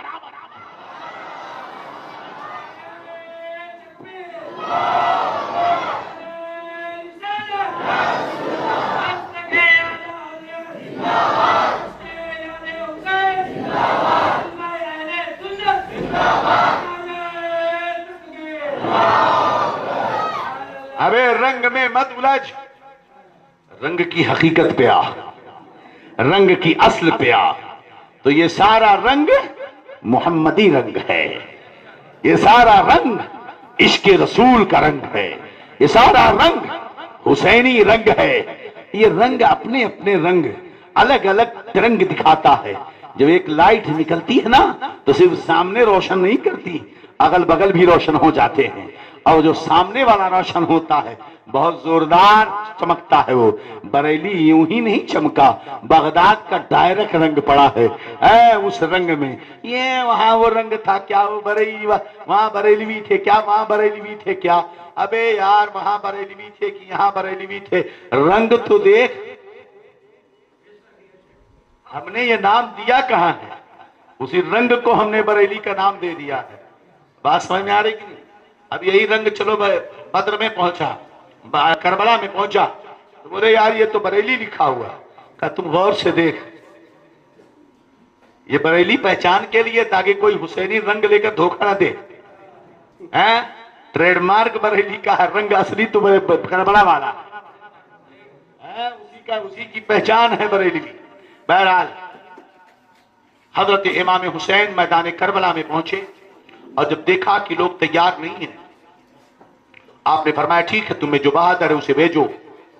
یزیدیوں کی طرف سے قحطبہ نامی ایک پہلوان بڑا طاقتور تھا، اس کو حسین نے امام حسین کے مقابلے کے لیے بھیجا گیا. تمیم بن قحطبہ اکیلے وہ ہزاروں سے لڑنے والا بہادر امام حسین کے سامنے آیا کہ یہ جوان 55 سال کا ہے، یہ بڑے عیش و عشرت میں پلے ہیں، یہ کیا لڑیں گے، چلو اسے ہم شہید کر دیتے ہیں. مگر اسے کیا پتا تھا کہ جب علی اکبر سے لڑنے کی طاقت نہیں 21,000 کو، تو حسین جس کے رگوں میں ڈائریکٹ علی کا خون ہے، حیدر کرار کا خون ہے، امام حسین نے ایک ہی وار میں تمیم بن قحطبہ کو جہنم میں بھیج دیا. بدر بن سہیل نامی ایک آدمی آیا، امام حسین نے اسے بھی ایک ہی بار میں جہنم میں بھیجا. 2-4 اس طرح بہادر آتے رہے. امام حسین سب کو ایک بار میں 1 منٹ بھی لڑ نہیں پائے کہ 1 بار کیا، 2 بار کیا، 3 بار کیا، نہیں، ایک ہی بار میں امام حسین نے ان سب کو جہنم میں پہنچا دیا. ابن سعد نے جب دیکھا، میں بار بار کل کی تقریروں میں محمد ابن سعد کہتا تھا، اس کا نام ہے عمرو بن سعد. کیا نام ہے اس کا؟ ہاں تو اس کو اصلاح کر لیں، وہاں مجھ سے غلطی ہوئی کہ میں محمد بن سعد کہہ رہا تھا، عمرو بن سعد نام ہے اس کا. ٹھیک ہے، تو عمرو بن سعد نے کہا کہ دیکھو علی اکبر نے 6 لوگوں کو جو ہمارے بہادر تھے مٹا دیا، قاسم نے 4-5 لوگوں کو ہمارے جو بہادر تھے انہیں جہنم میں بھیج دیا، قتل کر دیے گئے. اب تک نامی گرامی 20-25 پہلوان جا چکے ہیں. اگر ایسے ایک کی دکا جنگ لڑتی رہی، ہوتی رہی، تو جو بہادر و ہمت و جرات والے پہلوان ہیں وہ تو مٹ جائیں گے، پھر ڈرپوک کہیں بھاگنے نہ لگیں. اس سے بہتر ہے کہ اب اکیلے جنگ نہ لڑی جائے. ابن سعد کا حکم ہوا کہ ایک طرف سے چاروں طرف سے تیر انداز کھڑے ہوں اور بڑی تیزی سے حسین پر تیر چلائیں، اور آگے تلوار والے آ جائیں، اس کے پیچھے نیزے والے آ جائیں، تاکہ حسین نیزے اور تلواروں میں گھرے ہوں اور تیروں کی وجہ سے کسی کو مار نہ پائیں، ان کا جسم چھلنی ہو جائے. 500 تیر انداز ہیں، ہر طرف سے گھیر لیتے ہیں. تنہا کربلا کی وادی میں حسین ہے. اللہ اکبر. لوگ کہتے ہیں حضرت حسین کی اتنی عظمت آپ بیان کرتے ہو، بخاری میں روایت، مسلم میں روایت، ترمذی میں روایت، نبی نے ہونٹ چومے، پیشانی چوما، گود میں کھلایا. لیکن آج ان وہابیوں کو، تبلیغیوں کو، ذاکر نائک جیسے خبیثوں کو کیوں نہیں سمجھ میں آتا؟ میں نے کہا آج کیا سمجھ میں آئے گا؟ جب حکومت، طاقت اور قوت، اقتدار کا نشہ چڑھتا ہے نا تو حق نظر نہیں آتا. آج ہم حسین کی فضیلت حدیثوں سے بیان کر رہے ہیں. کربلا میں خود حسین موجود تھا اور پورے کربلا والے جانتے تھے کہ دنیا میں حسین کے علاوہ کوئی نبی کا نواسا موجود نہیں ہے. اس کے باوجود بھی وہ حسین کی عظمت کو سمجھ نہیں پائے، جبکہ امام حسین رضی اللہ عنہ نے 1 بار نہیں 3-4 بار انہیں سمجھایا، مگر وہ سمجھنے کے لیے تیار نہیں تھے، کیونکہ ان کی قسمت میں بدبختی لکھی تھی. حضرت امام حسین کی شہادت میں ان کا ہاتھ ملوث ہونا تھا. حضرت امام حسین چاروں طرف سے گر گئے ہیں، تیروں کے حملے ہو رہے ہیں، تلوار چلائی جا رہی ہے، نیزے مارے جا رہے ہیں، تیروں سے زخمی ہو گئے. خون بہنے لگا. گھوڑے پر امام حسین سوار ہیں. اچانک ایک تیر آیا اور بوسا گاہ مصطفیٰ یعنی پیشانی حسین پر لگا. تیر کے لگنے سے امام حسین کو چکر آنے لگے. خون کے بہنے سے کمزوری پہلے سے ہو گئی تھی. میرا حسین چکر آ کر گھوڑے سے نیچے کی طرف اترا ہے. اسی بیچ میں ایک مردود نے نیزہ مارا ہے جو سینے میں لگ کر چیر کر باہر آ گیا. میرے امام حسین زمین پر گر گئے. اب ان ظالموں نے اعلان کر دیا کہ حسین شہید کر دیے گئے. مگر دنیا نے یہ دیکھا کہ جاتے جاتے حسین جب گرا ہے زمین پر تو اس کا سر سجدے میں تھا. وہ بھی خدا کے حضور عاجزی پیش کر رہا تھا. امام حسین رضی اللہ عنہ کا سر کاٹنے کے لیے لوگ آگے بڑھے. 72 زخم ہیں. 55 سال 56 سال کی عمر ہے اور 72 جسم میں زخم لگے ہیں. تیروں کے، تلواروں کے، نیزوں کے، بھالوں کے. اللہ اکبر. میرا امام حسین زمین پر پڑا ہے اور چند لوگ، ایک دو لوگوں نے آگے بڑھ کر سر کو کاٹنا چاہا مگر وہ ہیبت سے پیچھے ہٹ گئے. مگر وہی شمر بدبخت جس کا میں نے کل ذکر کیا تھا، یہ مردود امام حسین کے سینے پہ چڑھا ہے. کون امام حسین ہے؟ میرے نبی صلی اللہ علیہ وسلم امام حسین کی انگلیاں پکڑتے ہیں اور یوں اوپر چڑھاتے آتے ہیں. حسین چڑھتے جاتے ہیں، چڑھتے جاتے ہیں، سینہ رسول پر پہنچتے ہیں. حسین کا قدم ہے، سینہ مصطفیٰ کا ہے. یہ امام حسین وہاں بیٹھ جاتے ہیں. وہ سینہ، جو قدم جو سینے مصطفیٰ پہ بیٹھتا رہا ہو، آج اسی سینے پر ایک نجس العین گندا آدمی بیٹھا ہوا ہے میرے امام کی گردن کو کاٹنے کے لیے. اللہ اکبر کبیرہ. اوروں کا جنازہ اٹھنا اپنی جگہ ہے، اوروں کا قتل ہونا، شہید ہونا اپنی جگہ ہے، مگر ذرا سوچو تو صحیح. میرا نبی جو کہتا ہے فاطمہ میرے جسم کا ٹکڑا ہے، جس نے فاطمہ کو تکلیف دی اس نے مجھے تکلیف دیا ہے. اللہ کی قسم آج امام حسین کی گردن کاٹی جا رہی ہے. کیسے گمارا کیا ان یزیدیوں نے کہ یہ نبی کے نواسے کی گردن. اللہ اکبر. حسین سے پیار کا انداز ہی نرالا تھا. آپ اپنی زبان کو حسین کے منہ میں ڈالتے تھے. میرا امام کھجور کو چوسنے کی طرح نبی کی زبان کو چوستے تھے. آج اسی حسین کی گردن کاٹی جا رہی ہے. اے کے ٹی جی کے نوجوانوں یاد رکھو، آج حسین کا ذکر ہو رہا ہے. یقیناً یقیناً میرے نبی مصطفیٰ جان رحمت سیدہ فاطمہ علی مرتضیٰ یہ سارے کے سارے لوگ خوشی سے مسکرا رہے ہوں گے کہ آج کے دن کربلا میں آج سے 1500 سال پہلے، 1400 سال پہلے حسین کو سینے پر بیٹھ کر ظالموں نے گردن کاٹی تھی. آج میرا امتی بیٹھ کر ان کا ذکر کر رہا. میں نے اپنے نواسے کی جو فضیلتیں بیان کی تھی، میرے چاہنے والے آج ان حدیثوں کو پڑھ کر خوش ہو رہے ہیں، ان کی عظمتوں پہ قربان ہو رہے ہیں. یقیناً میرا نبی خوش ہو رہا ہے اور نبی جس سے خوش ہو جائے، حسین جس سے خوش ہو جائے. اقبال کہتا ہے حال میرا کچھ بھی ہو، میرا عقیدہ ہے یہی، بخشوائے گی مجھے تیری محبت ہے اسے. سیدنا امام حسین کے سر کو گردن کو سے جدا کرنے کے لیے شمر بدبخت آگے بڑھا اور تلوار سے اس نے میرے حسین کی گردن کو جسم سے جدا کر دیا. انا للہ و انا الیہ راجعون. تاریخ میں ایسا دردناک واقعہ نہیں آتا. جی ہمارا بھی کہتا ہے کہ ہم روئیں، ہماری آنکھیں آنسو بہانا چاہتی ہیں، ہمارے سینے درد سے پھٹ رہے ہیں، غم سے ہم نڈھال ہو رہے ہیں. مگر اے میرے آقا، آپ کا حکم ہے کہ آپ کے شہید ہونے پہ رویا نہ جائے. اور ہوں گے جو شہیدوں کا ماتم مناتے ہیں، ہم شہیدوں کا ماتم نہیں مناتے. اسلام کے دیوجیالوں نے جب اپنے بچوں کو قربان کیا تو اپنے بچوں کی قربانی پر انہوں نے آنسو نہیں بہائے. میرے نبی کے صحابہ میدان جنگ میں جب نبی کے ساتھ جاتے تھے تو تلواروں سے کسی صحابی کی ناک کٹ گئی، اس نے سونے کی ناک لگوا دی. کسی صحابی کا ہاتھ کٹ گیا، کسی کا پیر کٹ گیا، کسی صحابی کا کان کٹ گیا. مگر تاریخ میں تم کوئی روایت نہیں پاؤ گے کہ کبھی کسی صحابی نے کہا ہوگا افسوس میرا ہاتھ کٹ گیا.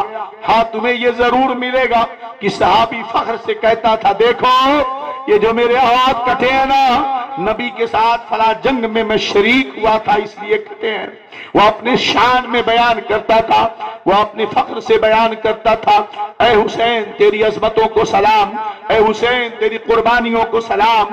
تو اپنی جان بچانے نہیں گیا, تو نے اپنی جان دے کر نانا کا اسلام بچایا ہے. ہم غریبوں پر کرم فرمایا, آج تیری قربانی نہ ہوتی تو نہ جانے کتنے بھنگی چنگی شرابی جواری پیر بنے گھومتے رہتے اور ہم انہیں بچا نہ پاتے. آج امت مسلمہ کا ایمان محفوظ ہے, عقیدے محفوظ ہے. آپ اسی دامن گیرا میں دیکھ لو جتنے لوگ بگڑ رہے ہیں جاہل پیروں کی وجہ سے بگڑ رہے ہیں. جاہل پیروں مارا ہے, پورا ماحول خراب کر کے رکھا ہے. شیعیت ہو چاہے رافضیت ہو, مسلک اعلیٰ حضرت سے بغاوت ہو, شریعت پر قدم رکھنے کی باتیں جہاں بھی کی جا رہی ہیں ان جاہل بھنگیوں کی وجہ سے ہو رہا ہے. یہ بھنگی حسینی نہیں ہو سکتے ہیں, یہ حسینی نہیں ہو سکتے. حسینی تو وہ ہے جو حسین کا ذکر کر رہا ہے مصطفیٰ کی حدیثیں پڑھ کر. حسینی وہ ہے جو حسین کا ذکر کر رہا ہے قرآن پڑھ کر, جو حسین کی عظمتیں بیان کر رہا ہے.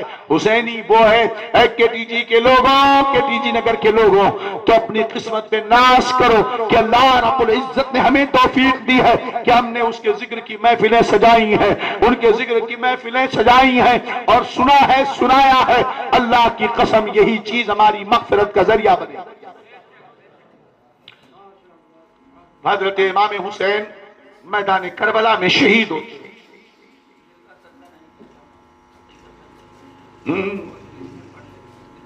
لا حول ولا قوت الا باللہ.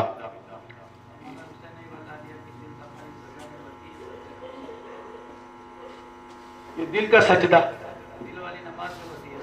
ہاں ہاں بھائی نماز نہیں پڑھنا ہے ان کو. کہتے ہیں معرفت والے ہیں. جنید بغدادی سے پوچھا گیا یہ معرفت والے کون, آپ یہ بتائیے. کچھ لوگ کہتے ہیں ہمیں نماز پڑھنے کی ضرورت نہیں, روزہ رکھنے کی ضرورت نہیں. جب ان سے پوچھا جاتا ہے کہ تم نماز روزہ کیوں نہیں کرتے, کہتے ہیں نماز روزہ تو اللہ تک پہنچنے کا ذریعہ ہے, ہم پہنچ چکے ہیں. ہم جب پہنچ چکے ہیں تو ہمیں نماز پڑھنے کی ضرورت کیا ہے. حضرت جنید بغدادی فرماتے ہیں ہاں یقیناً وہ پہنچ چکے ہیں مگر اللہ تک نہیں پہنچے, شیطان تک پہنچے. کہاں تک پہنچے وہ؟ یقیناً وہ پہنچے ہیں شیطان تک پہنچے, خدا تک نہیں پہنچے ہیں. اگر خدا تک پہنچنے کے بعد نماز معاف ہو جاتی تو بتاؤ میرے نبی سے بڑھ کر خدا تک کون پہنچاتا. اگر خدا تک پہنچنے سے نماز معاف ہو جاتی تو میرے حسین سے بڑھ کر خدا تک کون پہنچاتا. اگر خدا تک پہنچنے سے نماز معاف ہو جاتی تو سیدہ فاطمہ سے بڑھ کر خدا تک کون پہنچاتا. علی مرتضیٰ سے بڑھ کر خدا تک کون پہنچاتا. اگر خدا تک پہنچنے سے نماز معاف ہوتی تو غوث آدم سے بڑھ کر خدا تک کون پہنچاتا. یہ وہ مردود ہیں, یہ وہ جاہل ہیں کہ شیطان پیشاب کرتا ہے اور یہ پیتے ہیں. جب پوچھو کیا پیتے ہو, کہا تم نہیں جانتے. بولے کیا ہے, بولے یہ شراب طہور ہے. یہ گندگی بھی کھاتے ہیں اور یہ سمجھتے ہیں کہ ہم کھا رہے ہیں. یہ دل والے نمازی بھی پائے جاتے نہیں. اللہ اکبر اللہ اکبر. جاہل منافق بدعملوں سے جاہل لوگ ولی بنیں گے, منافق لوگ عالم بنیں گے. منافق لوگ عالموں میں نفاق آئے گا, جاہل لوگ ولی بنیں گے, اور یہی قیامت آئے گی اور دین کی بربادی ہے. دیکھ لو پیلی بھیت میں کیسے منافق پیدا ہوئے. آپ تو مناظرہ کر رہے ہیں نا,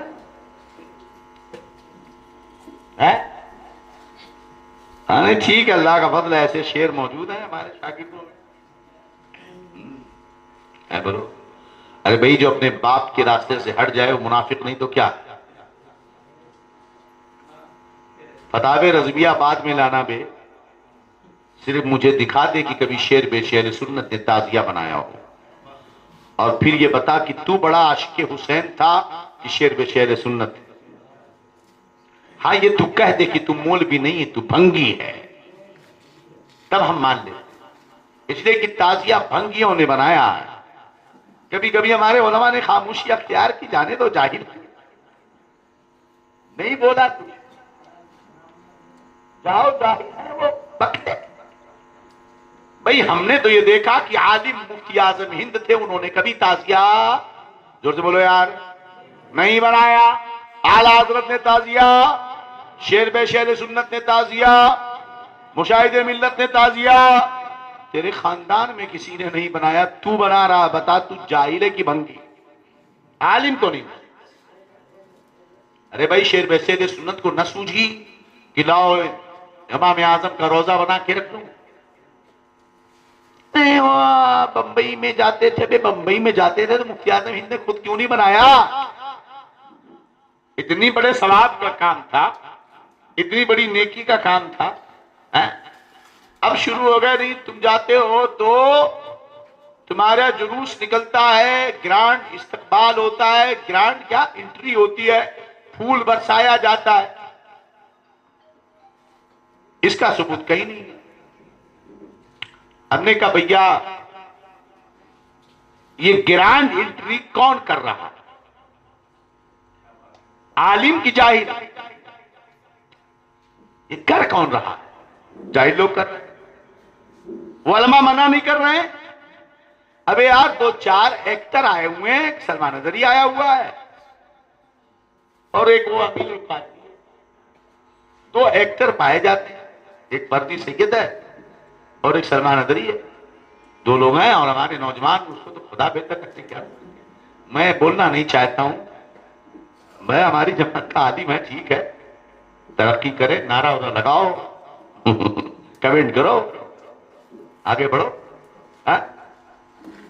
یہ سب کیوں کرتے ہو؟ کرو یار، ہم تمہاری مخالفت کیوں کریں گے؟ تم ہو کون بھیا؟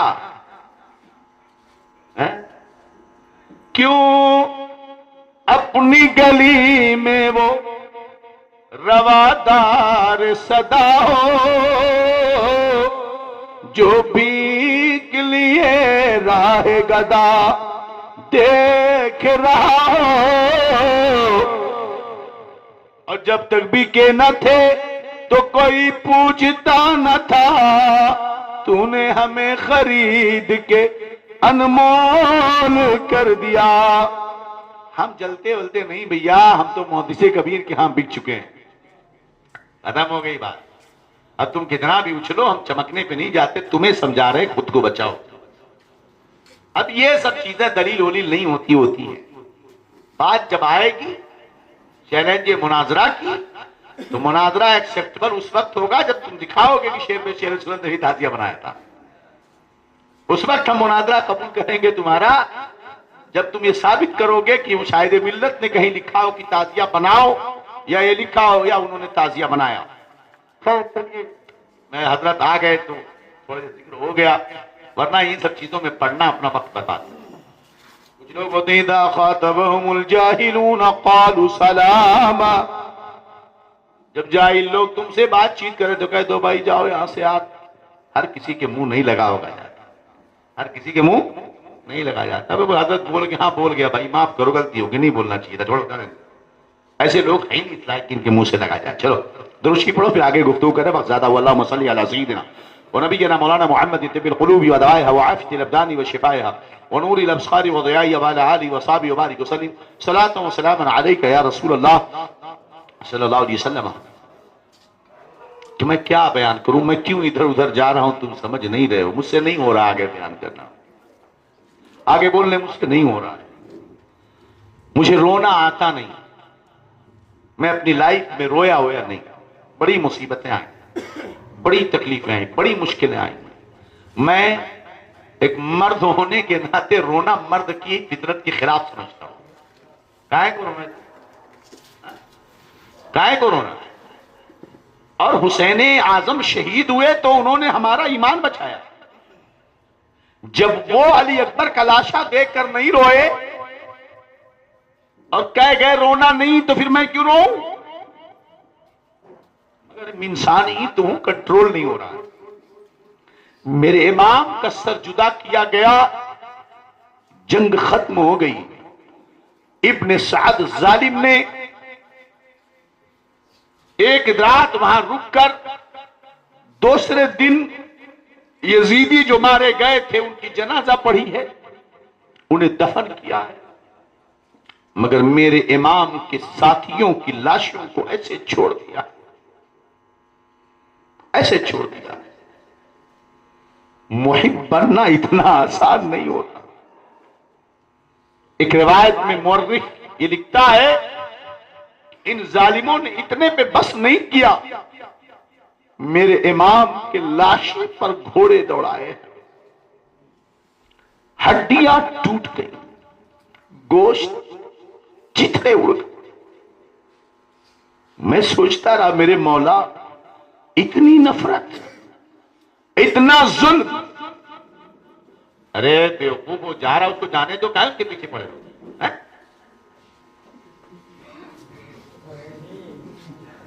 ارے وہ ڈرا دیا اس کو، جانے تو اس کو ادھر بتا. وہ مانتا بھی نہیں ہے، جو بندی لگتا ڈونڈا لگتا. ہاں مطلب بھائی ان کو کتنا بھگاؤ پھر بھی آتے ہیں. بول رہا ہوں بھگا رہے ہے نا، مگر یہ ان سے بھی اچھا. ارے کتے کو تو وفاداری کی مثال پیش کی جاتی ہے نا.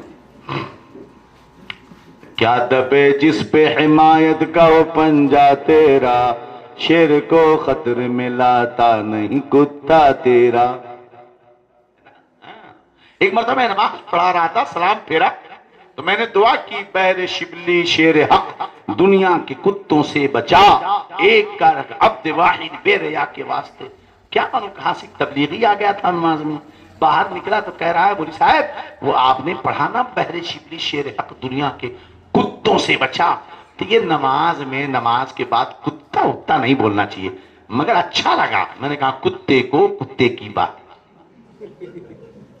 بولے لیکن اچھا لکھ کے دیجیے. میں نے لکھ لے بھائی. اس نے کہا نہیں وہ نماز میں اچھا نہیں لگتا حضرت. میں نے کہا ہاں بھائی تو تمہارے یہاں سورہ کہف نہیں پڑھا جاتا؟ بولے کیوں؟ میں نے کہا بھائی نماز میں سورہ کہف پڑھنا جائز کی نہیں؟ بولا جائز. تو میں نے کہا اس میں تو کتا کا لکھا ہوا ہے. وَقَلْبُهُمْ بَاسِطٌ ذِرَاعَيْهِ بِالْوَصِيدِ. اصحاب کہف کا کتا اپنے ہاتھوں کو پھیلا کر ان کے غار پر بیٹھا ہے. فرق یہ ہے کہ کتے دو طرح کے ہوتے ہیں ہے نا. ایک ہمارا کتا، ایک پٹے والا. ہم پٹے والے کو پسند کرتے ہیں، ہمارے کو نہیں. ہمارا تو فرمایا اہل البدعۃ کلاب من النار، یہ ہمارا کتے جہنمی کتے ہیں. اور وہ جو پالا ہوا ہے تو تجھ سے در سے سگ سے ہے نسبت مجھ کو، میری گردن میں بھی ہے دور کا ڈورا تیرا. کیوں؟ اس لیے کہ اس نشانی کے جو سگ ہیں نہیں مارے جاتے، حشر تک میرے گلے میں رہے. بولو یار پٹا. تو حسینی پٹا لگا کے گھوڑے دوڑا دیے کہ چیتڑے اٹھ گئے. میں سوچنے لگا اتنا بڑا ظلم تو مقام محب کے مقام کو پانا اتنا آسان نہیں ہوتا. پھر میں نے دہلی کو پڑھا، تاریخ دہلی کو پڑھا، غور کرنے لگا کہ آج ایک پوسٹ بھومی سرکار محدث کبیر کی کہ اس میں آپ ارشاد فرماتے ہیں کہ عاشورہ کے دن 10ویں محرم کو ظہر کی نماز پڑھ کر ایک وظیفہ کر دیا. بولے کیا وظیفہ؟ اللہم بعرمت الحسن واخیہ وامہ وابیہ وجدہ وبنیہ فرج عنا ما نحن فیہ. اے اللہ تیری بارگاہ ہمیں واسطہ ہے حسن کا اور ان کے بھائی حسین کا اور ان کی والدہ سیدہ فاطمہ کا اور ان کے والد حضرت علی مرتضی کا اور ان کے نانا حضرت رسول اللہ کا اور امام حسن و حسین کی اولادوں کا جو مصیبت ہم پر ہے ہمیں اس سے نجات عطا فرما۔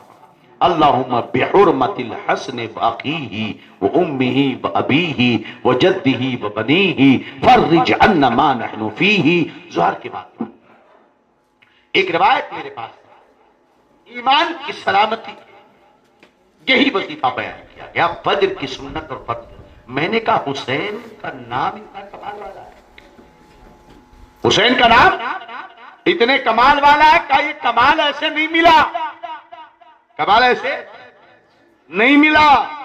مقام محب حاصل کرنا ہے تو تمہاری لاش چیل کوے نوچیں گے، مقام محب حاصل کرنا ہے تو کتے گھسیٹیں گے، مقام محب حاصل کرنا ہے تو لوگ ظلم کریں گے، دھکے کھانا پڑے گا، مگر ہر حال میں کہنا ہوگا مولا تیرا شکر ہے، مولا تیرا شکر ہے، مولا تیرا شکر ہے۔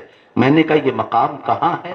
کہا مقام نہیں دیکھا، مصطفیٰ طائف میں چل رہے ہیں، لوگ پتھر مار رہے ہیں، مصطفیٰ طائف میں چل رہے ہیں، لوگ مجنوں کہہ رہے ہیں، نبی طائف میں چل رہے ہیں، لوگ دیوانہ کہہ رہے ہیں، نبی دین کی تبلیغ کہہ رہے ہیں، ابو جہل تھپڑ مار رہا ہے، نبی دین کی تبلیغ کہہ رہے ہیں، ابو لہب لکڑیاں پھینک رہا ہے، نبی دین کی تبلیغ کہہ رہے ہیں، کر رہے ہیں، اور مکہ کے لوگ آپ کو مجنوں، جادوگر، اگر تمہیں کوئی جادوگر کہے برداشت کر لو گے؟ بولو برداشت کر لو گے؟ نہیں کر سکتے۔ جادوگر، کاہن، دیوانہ، پاگل، مجنوں، پتھر پھینکا، مگر مصطفیٰ کے پاس فرشتہ آیا، کہنے لگا رسول اللہ صلی اللہ علیہ وسلم حکم دو پہاڑوں میں پیس دوں انہیں۔ میرے نبی نے فرمایا نہ نہ، یہ تو میرے اپنے ہیں۔ اللہم اہد قومی فإنہم لا یعقلون۔ اے فرشتہ پہاڑ کا، تو نہیں سمجھ رہا ہے، یہ مجھے جانتے نہیں ہیں، جس دن یہ مجھے جان لیں گے یہ ایسا نہیں کریں گے۔ سمجھے کہ نہیں؟ یہ مقام وہ ہے جہاں پہنچ کر بڑی بڑی قربانیاں دینی پڑتی ہیں۔ اب اس کے بعد حسین کا وہی مقام رہا۔ میں نظام الدین اولیاء نے رب کی بارگاہ میں عرض کیا اے میرے مولا مجھے مقام چاہیے۔ رب نے فرمایا محب بننا چاہتا ہے کہ محبوب بننا چاہتا ہے؟ انہوں نے کہا محب اور محبوب میں فرق کیا ہے؟ کہا سمجھنا چاہتا کہاں؟ کہا جا فلاں جگہ بھار جھونکا جا رہا ہے، وہیں پر دھول اور مٹی اور کالک میں پڑا ہوا ایک بندہ ہے، وہ بھار جھونک رہا ہے، گئے جا کر دیکھے۔ کہا یہ کون؟ کہا یہ محب ہے، اس کا حال دیکھ لے ابھی۔ پھر دیکھا تو کہا اسی کو دوبارہ جا کے دیکھ، واچ کر رہے ہیں۔ اسے دیکھ تو دیکھا کپڑا پھٹا ہے، کھانے کے لیے کچھ نہیں مل رہا، کچرے سے اٹھا کر کھا رہا ہے۔ پھر کچھ دن کے بعد دیکھا تو بھار میں نہیں ہے، کچرے میں نہیں، کہاں ہے؟ تو پتا چلا جا دیکھ ندی کے کنارے پڑا ہے، اس کی لاش پڑی ہے، کتے بوٹیاں نوچ رہے ہیں اور پرندے آ کر بوٹیاں کھا رہے ہیں۔ کہا میرے مولا یہ کیا حشر ہے؟ کہا یہ محب ہونے کا حشر ہے، جیسے میں اسے رکھا اس حال میں یہ راضی ہے، یہ سب کرنا پڑے گا۔ محبوب الہی نے کہا میرے مولا محب نہیں، مجھے محبوب بننا ہے۔ محب نہیں، مجھے کیا بننا ہے؟ محبوب بننا ہے۔ سمجھے بات آ رہی کہ نہیں؟ میدان کربلا میں حسین کی شان محبیت تو دیکھ لے، جسم پڑا ہوا ہے، گھوڑے دوڑا دیے گئے ہیں، اللہ اکبر، لاشیں پڑے ہیں۔ ابن سعد ظالم نے سب کا جنازہ پڑھا، اپنوں کا دفن کر دیا، مگر میدان کربلا میں ان کی لاشوں کو ایسے ہی چھوڑ دیا۔ رات میں خیمہ اکھاڑ دیا گیا اور اہل بیت کی بیٹیاں جن کی چادر کو بھی سورج و چاند نے نہ دیکھا تھا، ننگے آسمان کے نیچے رات بھر پڑی رہی۔ لوگ کہتے تھے یہ مشکل کشا مدد وغیرہ کہاں گئی؟ میں نے کہا ظالموں تم جانتے نہیں، کربلا کی وادیوں میں حسین نے جو پیغام دیا وہ یہی پیغام تھا کہ ہزاروں میں 82 تن تھے تسلیم و رضا والے، ہزاروں میں 82 تن تھے تسلیم و رضا والے، حقیقت میں خدا انہیں کا تھا اور یہ تھے خدا والے، اور حسین ابن علی کی کیا مدد کر سکتا ہے کوئی؟ یہ خود مشکل کشا تھے اور تھے مشکل کشا والے، یہ خود مشکل کشا تھے اور تھے مشکل کشا والے۔ اللہ اکبر کبیرہ، اللہ اکبر کبیرہ۔ ایک آدمی باہر یوں بیٹھا ہوا فقیروں کے لباس میں، ایک آدمی آیا، کونے بابا بیٹھا ہے، تو فقیر ہے، مجھے بھی کچھ کھانے کے لیے بتا، کہاں مانگوں؟ کہا تجھے بھوک لگی، کہاں لگی؟ ایک سامنے گھر پہ چلا جا، وہاں مانگے گا، واپس نہیں لوٹایا جائے گا۔ بھیک مانگنے والا دروازے پہ گیا اور بھیک مانگا، اندر سے روٹی دے دی گئی۔ بھیک مانگنے والے نے کہا یہ کس کا گھر ہے؟ کوئی نہیں دے رہا تھا، یہاں سے ملا۔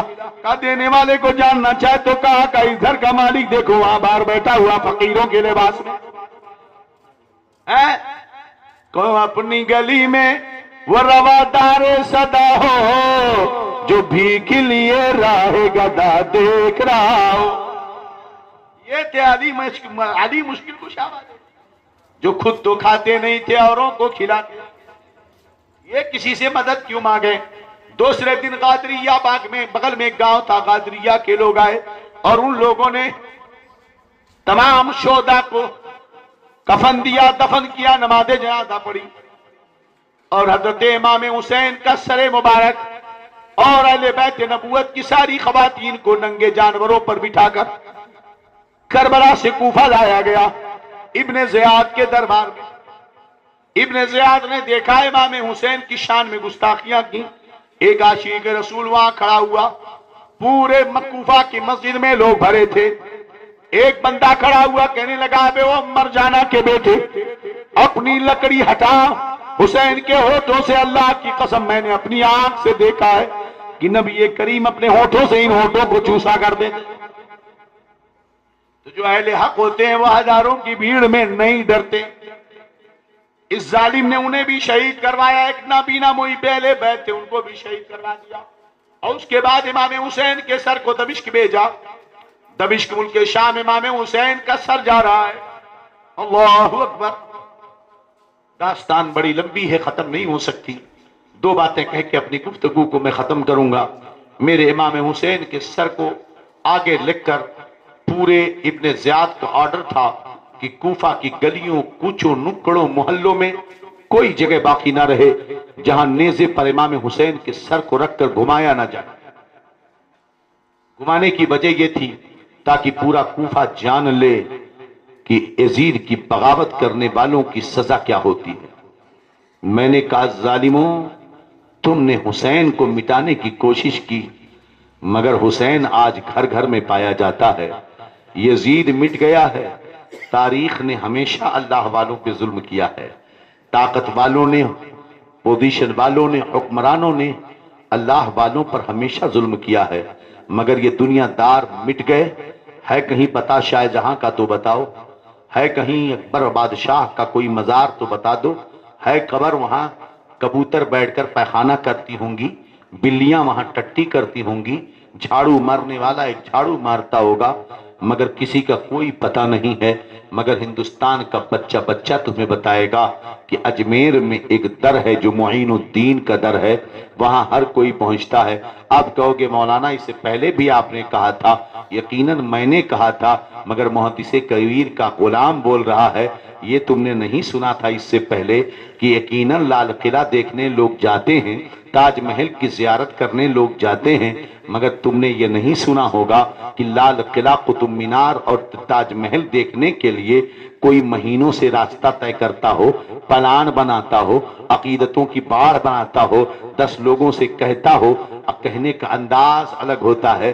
تم نے کسی کو عقیدت و احترام میں اپنی پلکوں کو جھکا کر محبت کی وضو کرتے ہوئے باوضو ہو کر تم نے لال قلعہ جاتے ہوئے نہ دیکھا ہوگا، قطب مینار جاتے ہوئے نہ دیکھا ہوگا، آنکھوں سے آنسو بہاتے ہوئے نہ دیکھا ہوگا، تاج محل جیسی عظیم الشان تنہا ایک روزگار عمارت پر کسی کو تم نے روتے ہوئے نہیں دیکھا ہوگا، اپنی مرادیں مانگتے ہوئے نہیں دیکھا ہوگا۔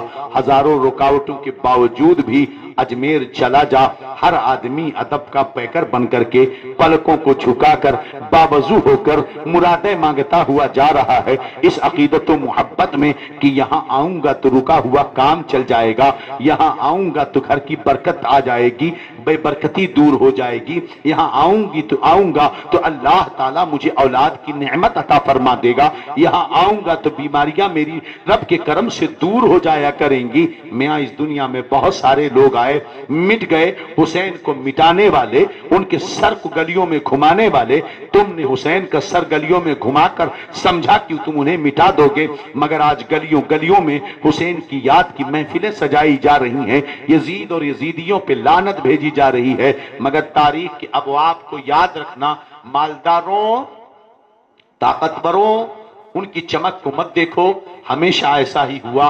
तारीख उठा करके देखो तो कुरान के बाद सबसे अजीम किताब बुखारी है। इमाम बुखारी पर हाकिमों ने ऐसा जुल्म किया है, ऐसा जुल्म किया है कि इमाम बुखारी को जहां पढ़ा रहे थे वो जगह छोड़नी पड़ी, दूसरे शहर में आए, वहां से छोड़ना पड़ा, अपने गांव आए तो वहां से भी हाकिम ने गांव से बाहर निकाल दिया।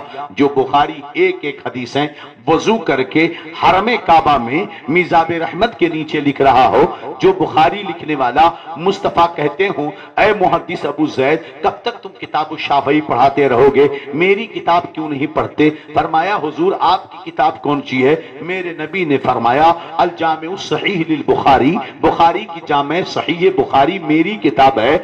ऐसा अजीम मुहद्दिस, अल्लाह की बारगाह का मुकर्रब, मगर लोगों ने उसे गांव में रहने नहीं दिया, जमीन उसकी तंग कर दी। हजरत इमाम आजम को हाकिम वक्त ने गिरफ्तार करवाया, जेल में बंद करवाया, हमारे इमाम को कोड़े मारे, जहर देकर आपकी जान ली गई है। हजरत इमाम अहमद बिन हंबल को खल्क़े कुरान के मसले में वक्त के हाकिमों ने गिरफ्तार किया, रोजाना कोड़े मारते थे, रोजाना कोड़े मारते थे, मगर वक्त का इमाम माफ करता चला जाता था।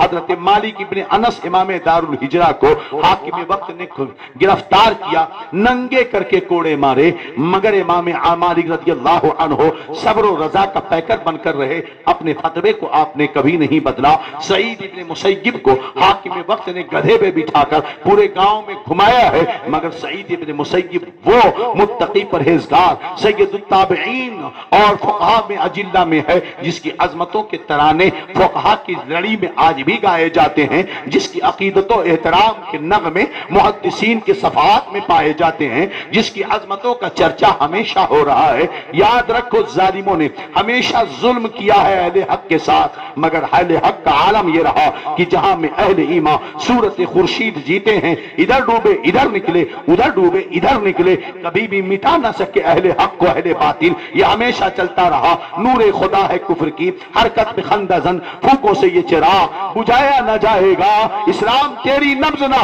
डूबेगी हश्र तक, तेरी रगों में खून है रवा चार यार का। इस्लाम की फितरत में कुदरत ने लचक दी है, तुम जितना दबाओगे उतना ही ये उभरेगा। इस्लाम वो पौधा है, काटो तो सबा होगा, तुम जितना तराशोगे उतना ही हरा होगा।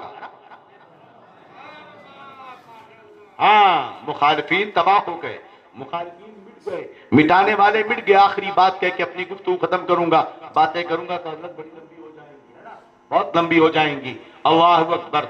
अहले हक ने कभी आराम नहीं सोचा, कभी आराम नहीं सोचा।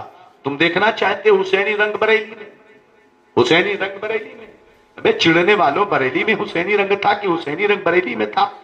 अबे मन तू शुदम तू मन शुदी, मन तर शुदम तू जा शुदी, ताकस न गाए गोयत बार बार, मन दीगरम तू दीगरी, खुदी में मुझको तू इस कदर फना कर दे कि न फिर तू तो रहे न मैं रहूं, मैं तू बन जा तू मैं बन जा, इसी में एक दूसरे में फना हो जा। ये क्या बना के रखा है? हम इश्क के बंदे हैं, क्या बात बढ़ाई है? बोलो, हुसैनी रंग देखना चाहते हो? बरेली में आओ, दिखा दूं, खत्म कर दो अपनी बात को। यजीद पूरी दुनिया को बिगाड़ने आया था, हुसैन ने अकेले ललकार दिया। बरेली के में जब शहजादे आला हजरत मुफ्ती आजम हिंद थे, इसी हिंदुस्तान में लोगों ने बिगाड़ना चाहा। हम अपनी घर की बच्चियों को नहीं बचा पाते।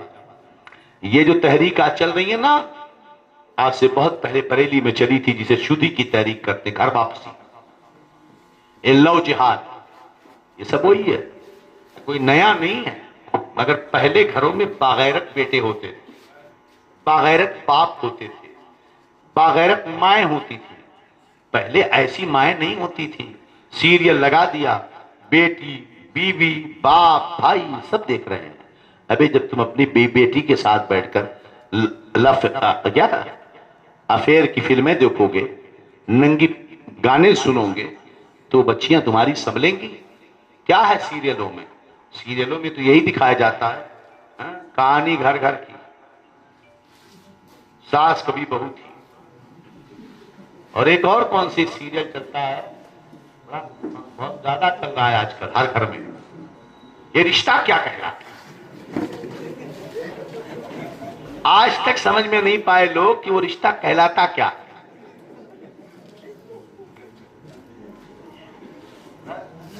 رشتہ کیا کہلاتا ہے؟ کیسا رشتہ؟ بولتے ہوئے شرم آتی، گندا۔ دیورانی دیور کے ساتھ، بھابھی ساس داماد کے ساتھ، وہی تو ہو رہا ہے۔ سمجھتے رہو یہ رشتہ کیا کہہ رہا ہے، ڈھونڈتے رہو۔ بھئی داماد اور ساس کا رشتہ ماں بیٹے کا ہوتا ہے، لیکن جو بیٹی کے ساتھ رشتہ ہونا چاہیے وہ ماں کے ساتھ، تو پھر یہ رشتہ کیا کہلاتا ہے؟ تو گندے لوگ آج بے حیا۔ اقبال کہتا قوت فکر و عمل پہلے فنا ہوتی ہے، پھر کسی قوم کی شوکت پہ سوار ہوتا ہے۔ ٹوٹتے رہ جاؤ گے رشتے۔ مفتی اعظم ہند کا دور تھا، ایک گاؤں کے 500 مسلمانوں کو کافر بنایا جا رہا تھا، سر مڈا گیا، چوٹیاں تیار کر دی گئی، گاؤں گاؤں میں تحریکیں چل رہی تھی کافروں کی طرف سے، گھر واپسی کے نام پر مسلمانوں کو کافر بنایا جا رہا تھا۔ اللہ کی قسم میرا مفتی اعظم ہند ننگے پیر کھیتوں میں چلتا تھا۔ آؤ کبھی تم گرمی کے موسم میں تمہیں یو پی کے کھیتوں میں چلا کے دکھاتا ہوں۔ نہ ہاسپٹل سے زندگی بھر واپس نہیں آ پاؤ گے اگر ایک دن یو پی کے کھیتوں میں گرمی میں چل دیا تم نے۔ وہ سرسوں کی گانٹھیں پیر کو پھاڑ کے رکھتے، کتنے مضبوط شول والا چپل پہن لو، پیر چپل کو پھاڑ کر نیچے تلوے کو پھاڑ کر اندر گھس جاتی ہے۔ مٹی کے ڈھیلے، دھول، گرمی۔ میرا مفتی اعظم ہند آئے ہائے ناز و نعم میں پلا ہوا، جس کے ہاتھ پکڑو تو لگتا تھا کپاس ہے، جس کے ہاتھ کی نرمی ایسی تھی، حضرت نے دیکھا ہے اپنی آنکھوں سے۔ اللہ اللہ۔ مگر وہ مفتی اعظم ہند پیدل چلتا تھا پگڈنڈیوں پر، اور جا کر کے سیدھا چیلنج کرتا تھا، آؤ آگ جلی ہے، تم اترو ہم اترے، جو حق ہوگا وہ بچہ۔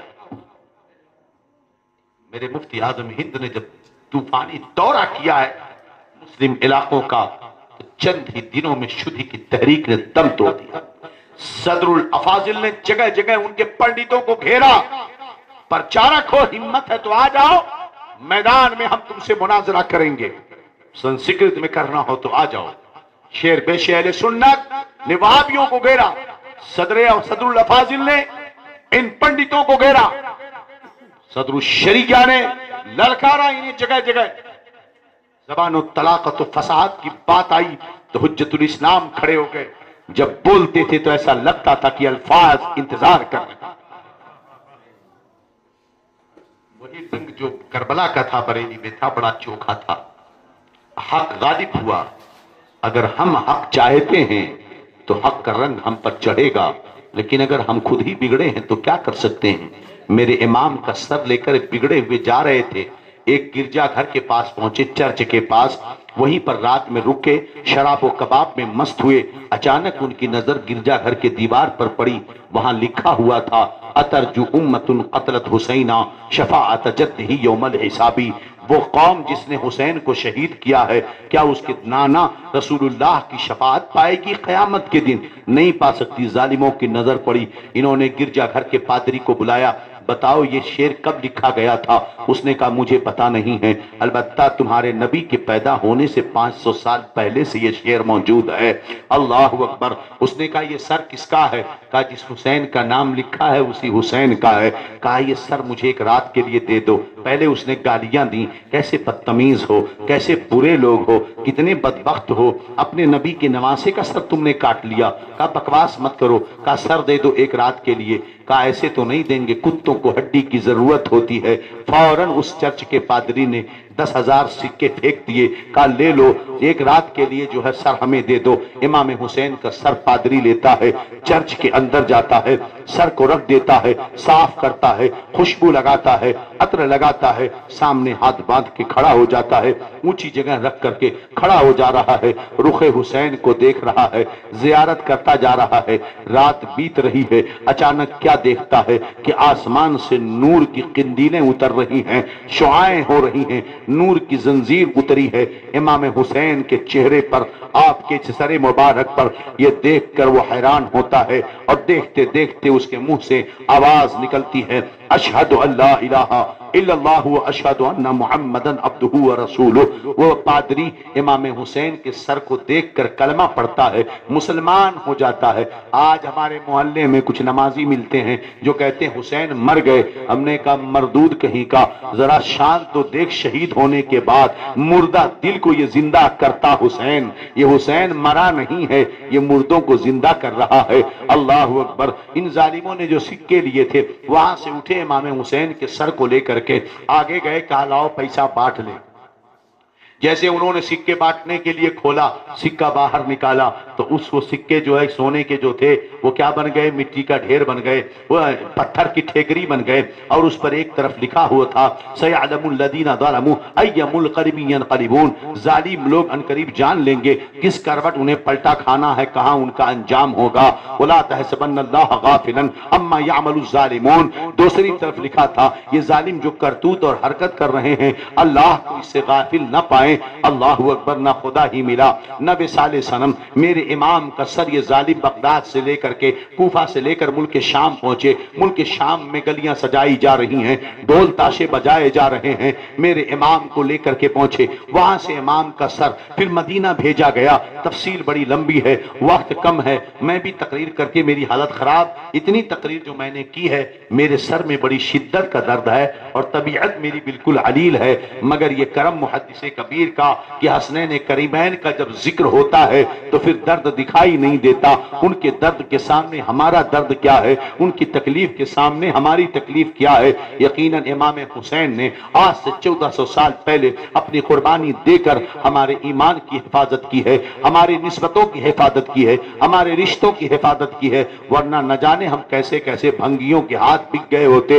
اے حسین تجھ پر سلام ہو، اللہ کی رحمتیں تجھ پر نازل ہوں کہ تم نے اپنی خاندان کو لٹا کر ہمارے ایمان کی حفاظت کی ہے۔ اے اللہ تو ہمیں امام حسین کے غلامے میں اٹھا، ان کے چاہنے والوں میں اٹھا، کل قیامت کے دن انہی کی شفاعت سے، مصطفیٰ کے حساب صفحات سے بے حساب جنت میں داخلہ فرما۔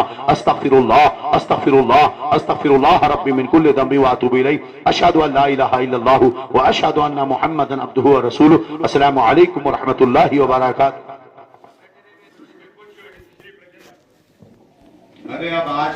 حضرت علامہ مفتی بدر الدین صاحب قبلہ کی گلپوشی، حضرت صوفی بدر الدین صاحب کی گلپوشی، اور جو علماء کرام ہیں ان کی بھی حوصلہ افزائی گلپوشی کے ذریعے کریں، اور سب سے دعا لیں۔ متولی صاحب علی جناب الحاج سمیر ہٹیلی صاحب ہمارے خصوصی خطیب حضرت علامہ مفتی بدر الدین صاحب کی گلپوشی کر رہے ہیں، حضرت قبول کرنا ہے۔ یا رسول اللہ صلی اللہ زندہ زندہ باد۔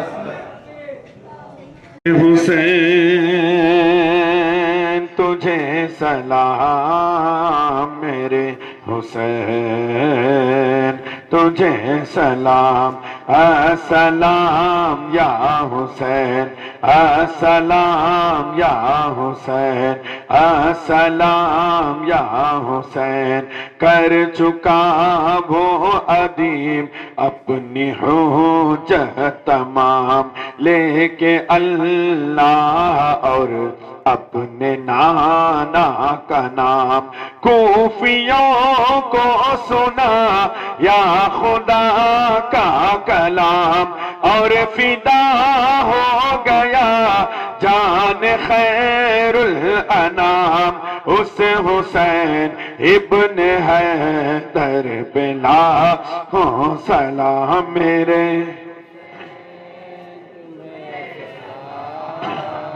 میرے حسین تجھے سلام سلام یا حسین جس کی عظمت کا نعرہ لگاتے ہیں ہم جس کی عظمت کا نعرہ لگاتے ہیں ہم جس کی 10ویں محرم مناتے ہیں ہم جس کی 10ویں محرم مناتے ہیں ہم جس کی عظمت کا نغمہ سناتے ہیں ہم جس کی عظمت کا نغمہ سناتے ہیں ہم جس کا فیضان کربل سے پاتے ہیں ہم اس حسین ابن حیدر پہ لاکھوں سلام میرے حسین تجھے سلام میرے حسین تجھے سلام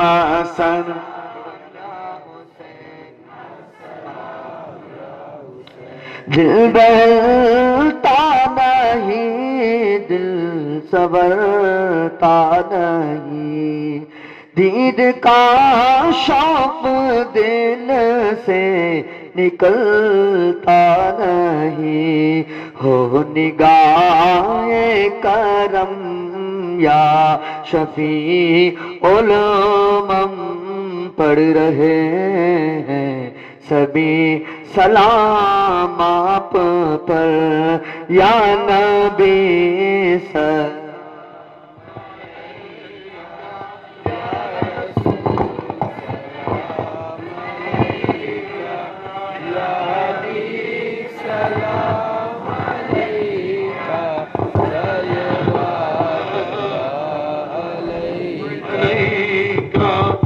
الصلاة والسلام عليك يا رسول الله الصلاة والسلام عليك يا نبي الله الصلاة والسلام عليك يا حبيب الله الصلاة والسلام عليك يا نور من نور الله وعلى آلك وأصحابك يا شفيعنا يوم الجزاء الفاتحة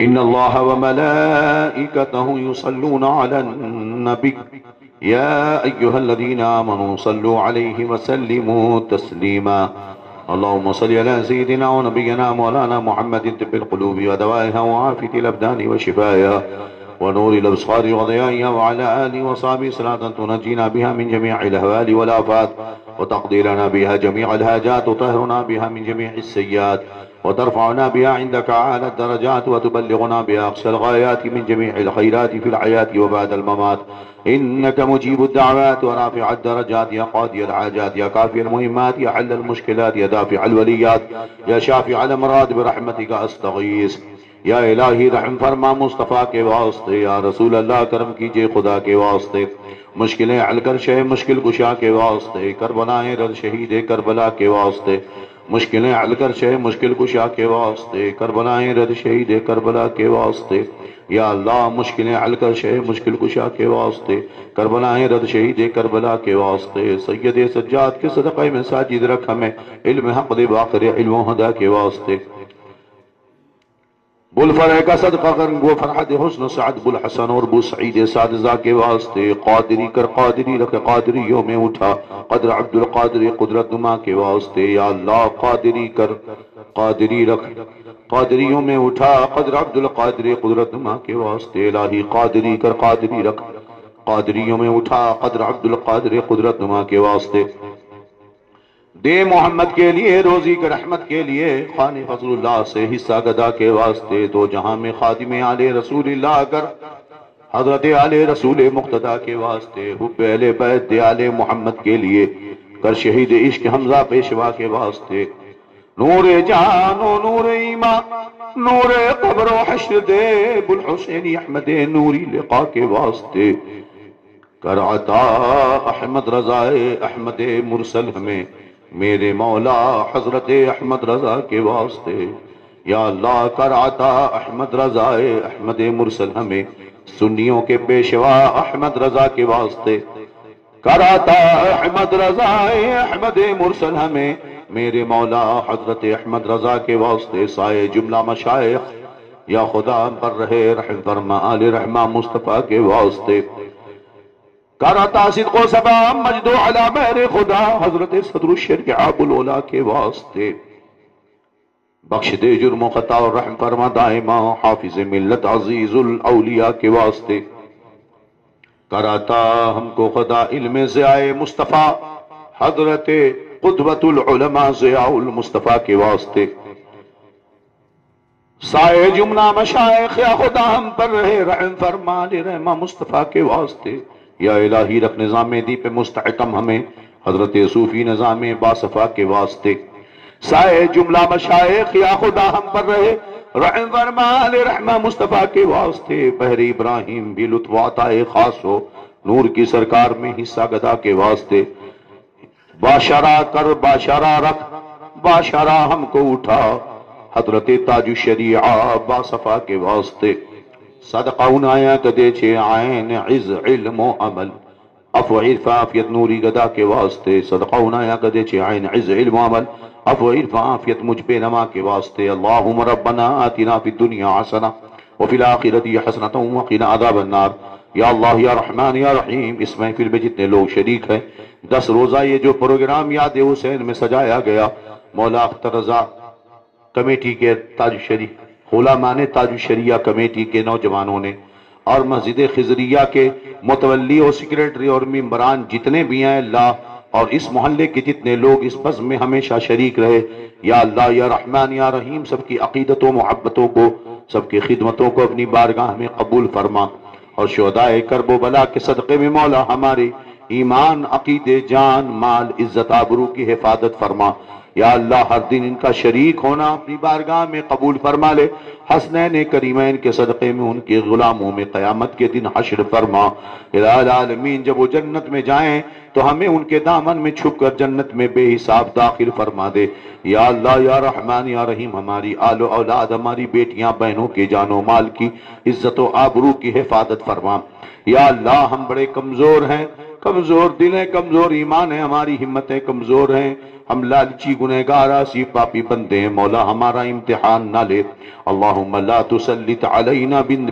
بذنوبنا من لا يخافك ولا يرحمنا، اللہم ارفع مقتك وغضبك عنا، اللہم لا تؤاخذنا بسوء افعالنا ولا تهلكنا بخطايانا فاغفر لنا وارحمنا انت مولانا فانصرنا على القوم الكافرين، اللہم لا تجعلنا فتنة للقوم الظالمین، یا اللہ ہماری بدعمالیوں کی ہمیں سزا مت دے، ہمیں امتحان میں ابتلا میں آزمائش میں مت ڈال، یا اللہ ہم جیسے بھی ہیں تیرے محبوبوں کے غلام ہیں، یا اللہ ہمارے نسلوں کی ہماری ایمان و عقیدے کی حفاظت فرما، ہم لالچی بندے بڑی امیدیں لے کر تیرے در پہ اور تیرے محبوبوں کی یادوں کی مجلس میں شریک ہوتے ہیں، یا اللہ اس مجلس میں جو بھی مرد عورت جوان بیٹی بہن حاضر ہیں، بوڑھے بزرگ حاضر ہیں، یا اللہ آن لائن جتنے ہمارے احباب شریک ہیں، یا اللہ ان کے دلوں میں جو بھی جائز تمنا نیک مراد نیت ہیں اللہ اسے پوری فرما دے، یا اللہ کوئی اپنی روزی کاروبار میں برکت کی امیدیں لے کر آیا ہے، یاد حسین کی محفل سے اسے محروم واپس نہ کر، یا اللہ اس کی روزی میں کاروبار میں دکان میں مکان میں برکت رحمت نازل فرما، نحوستوں بلاؤں کو مولا دور فرما دے، بے برکتی کو دور فرما دے، یا اللہ جو بے اولاد ہے اسے نیک صالح اولاد عطا فرما، جو مقروض ہے اسے بارے قرض سے سبودوشی عطا فرما، جو پریشان ہے اس کی پریشانیوں کو دور فرما دے، گھروں میں جو جوان بچیاں ان کے لیے اچھے رشتے کا انتظام فرما دے، یا اللہ ہماری بیٹیوں کو سیدہ خاتون جنت فاطمہ الزہرا رضی اللہ عنہا کے چادر تطہیر کا انہیں صدقہ عطا فرما، شریعت کا پابند بنا دے، ہمارے ان نوجوانوں کو کامیابی عطا فرما، یا اللہ ان نوجوانوں کو اچھی زندگی عطا فرما، یا اللہ انہیں خیر و برکت والی روزیاں عطا فرما، الہ العالمین ان کی تعلیم و تربیت اور پڑھائی میں امتحان میں ڈگریوں میں انہیں خوب کامیابی کامیابی عطا فرما اور اس کے ذریعہ مولا دین کی خدمت کی انہیں توفیق عطا فرما، عاشق رسول بنا، بوڑھوں کمزوروں کی بازوؤں میں طاقت عطا فرما، مہلی گندی خطرناک بیماریوں سے بچا، مسجد کے اراکین کی کو سلامتی عطا فرما۔ یا اللہ جب ہمیں دنیا سے اٹھا تو ایمان پر ہمارا خاتمہ عطا فرما، اور قیامت کے دن جب ہمیں اٹھا تو پیارے آقا صلی اللہ علیہ وسلم کے غلاموں میں اٹھا۔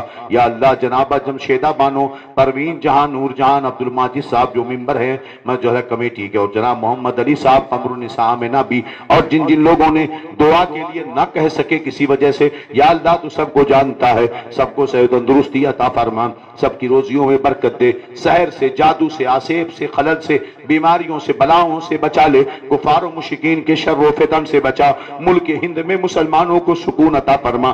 سرکار خواجہ کے صدقے میں ہمارے جان مال کی، ہماری عزتوں کی، ہمارے مسجدوں کی، ہمارے مدرسوں کی، ہمارے خانقاہوں کی، ہمارے مشائخین کی حفاظت فرما۔ کفار و مشرکین ظالمین جو ہمارے ملک کے امن کو برباد کرنا چاہتے ہیں، جو ملک کے دشمن ہیں، مسلمانوں کے دشمن ہیں، ہمارے عزت و عزم، ہماری عزت و آبرو کے جو دشمن ہیں، یا اللہ ان تمام ظالموں کو، ملک کے دشمنوں کو تباہ و برباد فرما دے۔ یا اللہ سرکار خواجہ کی نگری میں، ان کی سلطنت میں ہم غلاموں کو عزت عطا فرما، سکون عطا فرما، فلسطین کے مسلمانوں کی، غزہ کے مسلمانوں کی حفاظت فرما، عالم اسلام میں بیداری عطا فرما، حسنین کی قربانیوں کے صدقے میں عالم اسلام کے اندر پھر سے ہمت و جرأت دے دے، پھر سے مولا کوئی صلاح الدین بھیج دے، کوئی احمد رضا بھیج دے، کوئی معین الدین بھیج دے۔ یا اللہ ہمارے عزتوں کی حفاظت فرما، ممبر نور پر ہمارے جتنے علماء موجود ہیں، یا اللہ سب کی عمر میں، علم میں، روزی میں برکت دے، ان کی اہل و عیال میں برکت دے، اور جتنے بھی نوجوان میرے مولا 10 دنوں سے خدمت کر رہے ہیں، مولا صبح سے شام تک ہمیشہ وہ ضرورتوں کے لیے حاضر رہتے ہیں، اے کریم رحیم ان تمام نوجوانوں کو ان کے گھروں میں رحمت نازل فرما، ان کی روزیوں میں برکت نازل فرما، ان کے گھروں میں کوئی بیمار ہے تو اسے شفا عطا فرما، اے کریم رحیم اپنے حبیب کے صدقے تو فعل مصطفیٰ کریم کی نیابت کا صدقہ انہیں عطا فرما دے، اور ان کے گھروں میں خوشیاں، برکتیں، رحمتیں، نعمتیں نازل فرما۔ جب دنیا سے اٹھا ہم سب کو حسینی جھنڈے کے نیچے اٹھا، اور اسی حسینی جھنڈے کے نیچے حشر فرما، اور بے حساب مولا پیارے حبیب کے صدقے میں جنت میں داخلہ فرما دے۔ دنیا میں طرح طرح کی گندی، مہلک، خطرناک بیماریاں، لا علاج بیماریاں پیدا ہو رہی ہیں، یا اللہ ہم کو ان مہلک، گندی، خطرناک بیماریوں سے بچا۔ بہت سارے مسلم کاروباری جن کے پیسے پھنسے ہوئے ہیں، لاکھوں کروڑوں روپے ڈوب رہے ہیں، یا اللہ ہمارے جو بھائی، بہت سارے بھائیوں نے دعا کی درخواست، ایک سبارے بھائی ہے جن کا 61 لاکھ روپے پرابلم میں ہے، اس طرح اور بہت سارے لوگ ہیں جو اپنے کاروبار کو لے کر، بزنس کو لے کر پریشان ہیں، یا اللہ روزیوں میں سب کے برکت دے، کاروبار کی جو مصیبتیں ہیں دور فرما دے، جو پیسے پھنسے ہیں اللہ انہیں ان سے نجات عطا فرما، یا اللہ ڈوبے ہوئے پیسے واپس دلا دے، حسنین کریمین کے صدقے میں مفلسی تنگی کو دور فرما دے، آمین یا رب العالمین۔ ہمارے صوفی صاحب قبلہ کو صحت و تندرستی عطا فرما، مجھے بھی، میری آل و اولاد کو بھی، اور آپ سب مولا جتنے سامعین حاضرین ہیں سب کے گھر والوں کو ہر بیماری سے بچا، شفا عطا فرما، علم نافع عطا فرما، آمین یا رب العالمین۔ وصلی اللہ تعالی علی خیر خلقہ سیدنا محمد وآلہ وصحبہ اجمعین۔ مولا بالخصوص امجد بھائی اور ان کی پوری ٹیم کو جنہوں نے دن و رات محنت کر کے کوششیں کی، ان کی صحیح کوششوں کو قبول فرما، جن جن لوگوں نے محبت دی، انہیں مدد کیا، تعاون کیا، ان سب کی خدمتوں کو قبول فرما، آمین یا رب العالمین۔ یا اللہ یا رحمان یا رحیم، دامن گیرہ کی جتنی سنی مسجدیں ہیں ان تمام مسجدوں کو سلامت رکھ، مسلک اعلیٰ حضرت کا ترجمان بنا، ان کے ائمہ کو، علماء کو مولا خلوص و للہیت عطا فرما، اور ان کی عمر میں، روزی میں، عزت میں برکتیں عطا فرما، تمام دامن گیرہ کے سنی صحیح عقیدہ علماء کی عزت و آبرو کی حفاظت فرما، صحت تندرستی عطا فرما، بیماریوں سے بچا، بالخصوص مسجد خضریہ کو ہمارے محب مکرم، ہمارے ہم سبق ساتھی حضرت مولانا مفتی حیات اللہ صاحب کو اور ان کی اہلیہ کو، ان کے بچوں کو مولا دونوں جہان کی سعادتیں، سرخرویاں، عزتیں، نعمتیں، برکتوں سے مالا مال فرما، نظر بس سے محفوظ فرما، بچیوں کی زندگی بہتر بنا، آمین یا رب العالمین۔ وصلی اللہ تعالی علی خیر خلقہ سیدنا محمد وآلہ وصحبہ اجمعین۔ اللہم یا ربنا انت النور ونبیک النور ابن نبیک النور وجعلنا یا ربنا نسألک یا ربنا جعلنا نورانیا، اللہم اجعل عن يميننا وشمالنا وفوقنا وتحتنا وجسدنا وأبداننا نورا نورانيا بوسيلة نبيك النور. اللهم نبر قلوبنا وقبورنا وقبور آبائنا وأمهاتنا وأجدادنا بالقرآن وبنور القرآن بكل حرف من القرآن يا عزيز يا رحمن بوسيلة سيد الإنس والجان برحمتك يا أرحم الراحمين بحق لا إله إلا الله محمد رسول الله. السلام عليكم ورحمة الله وبركاته.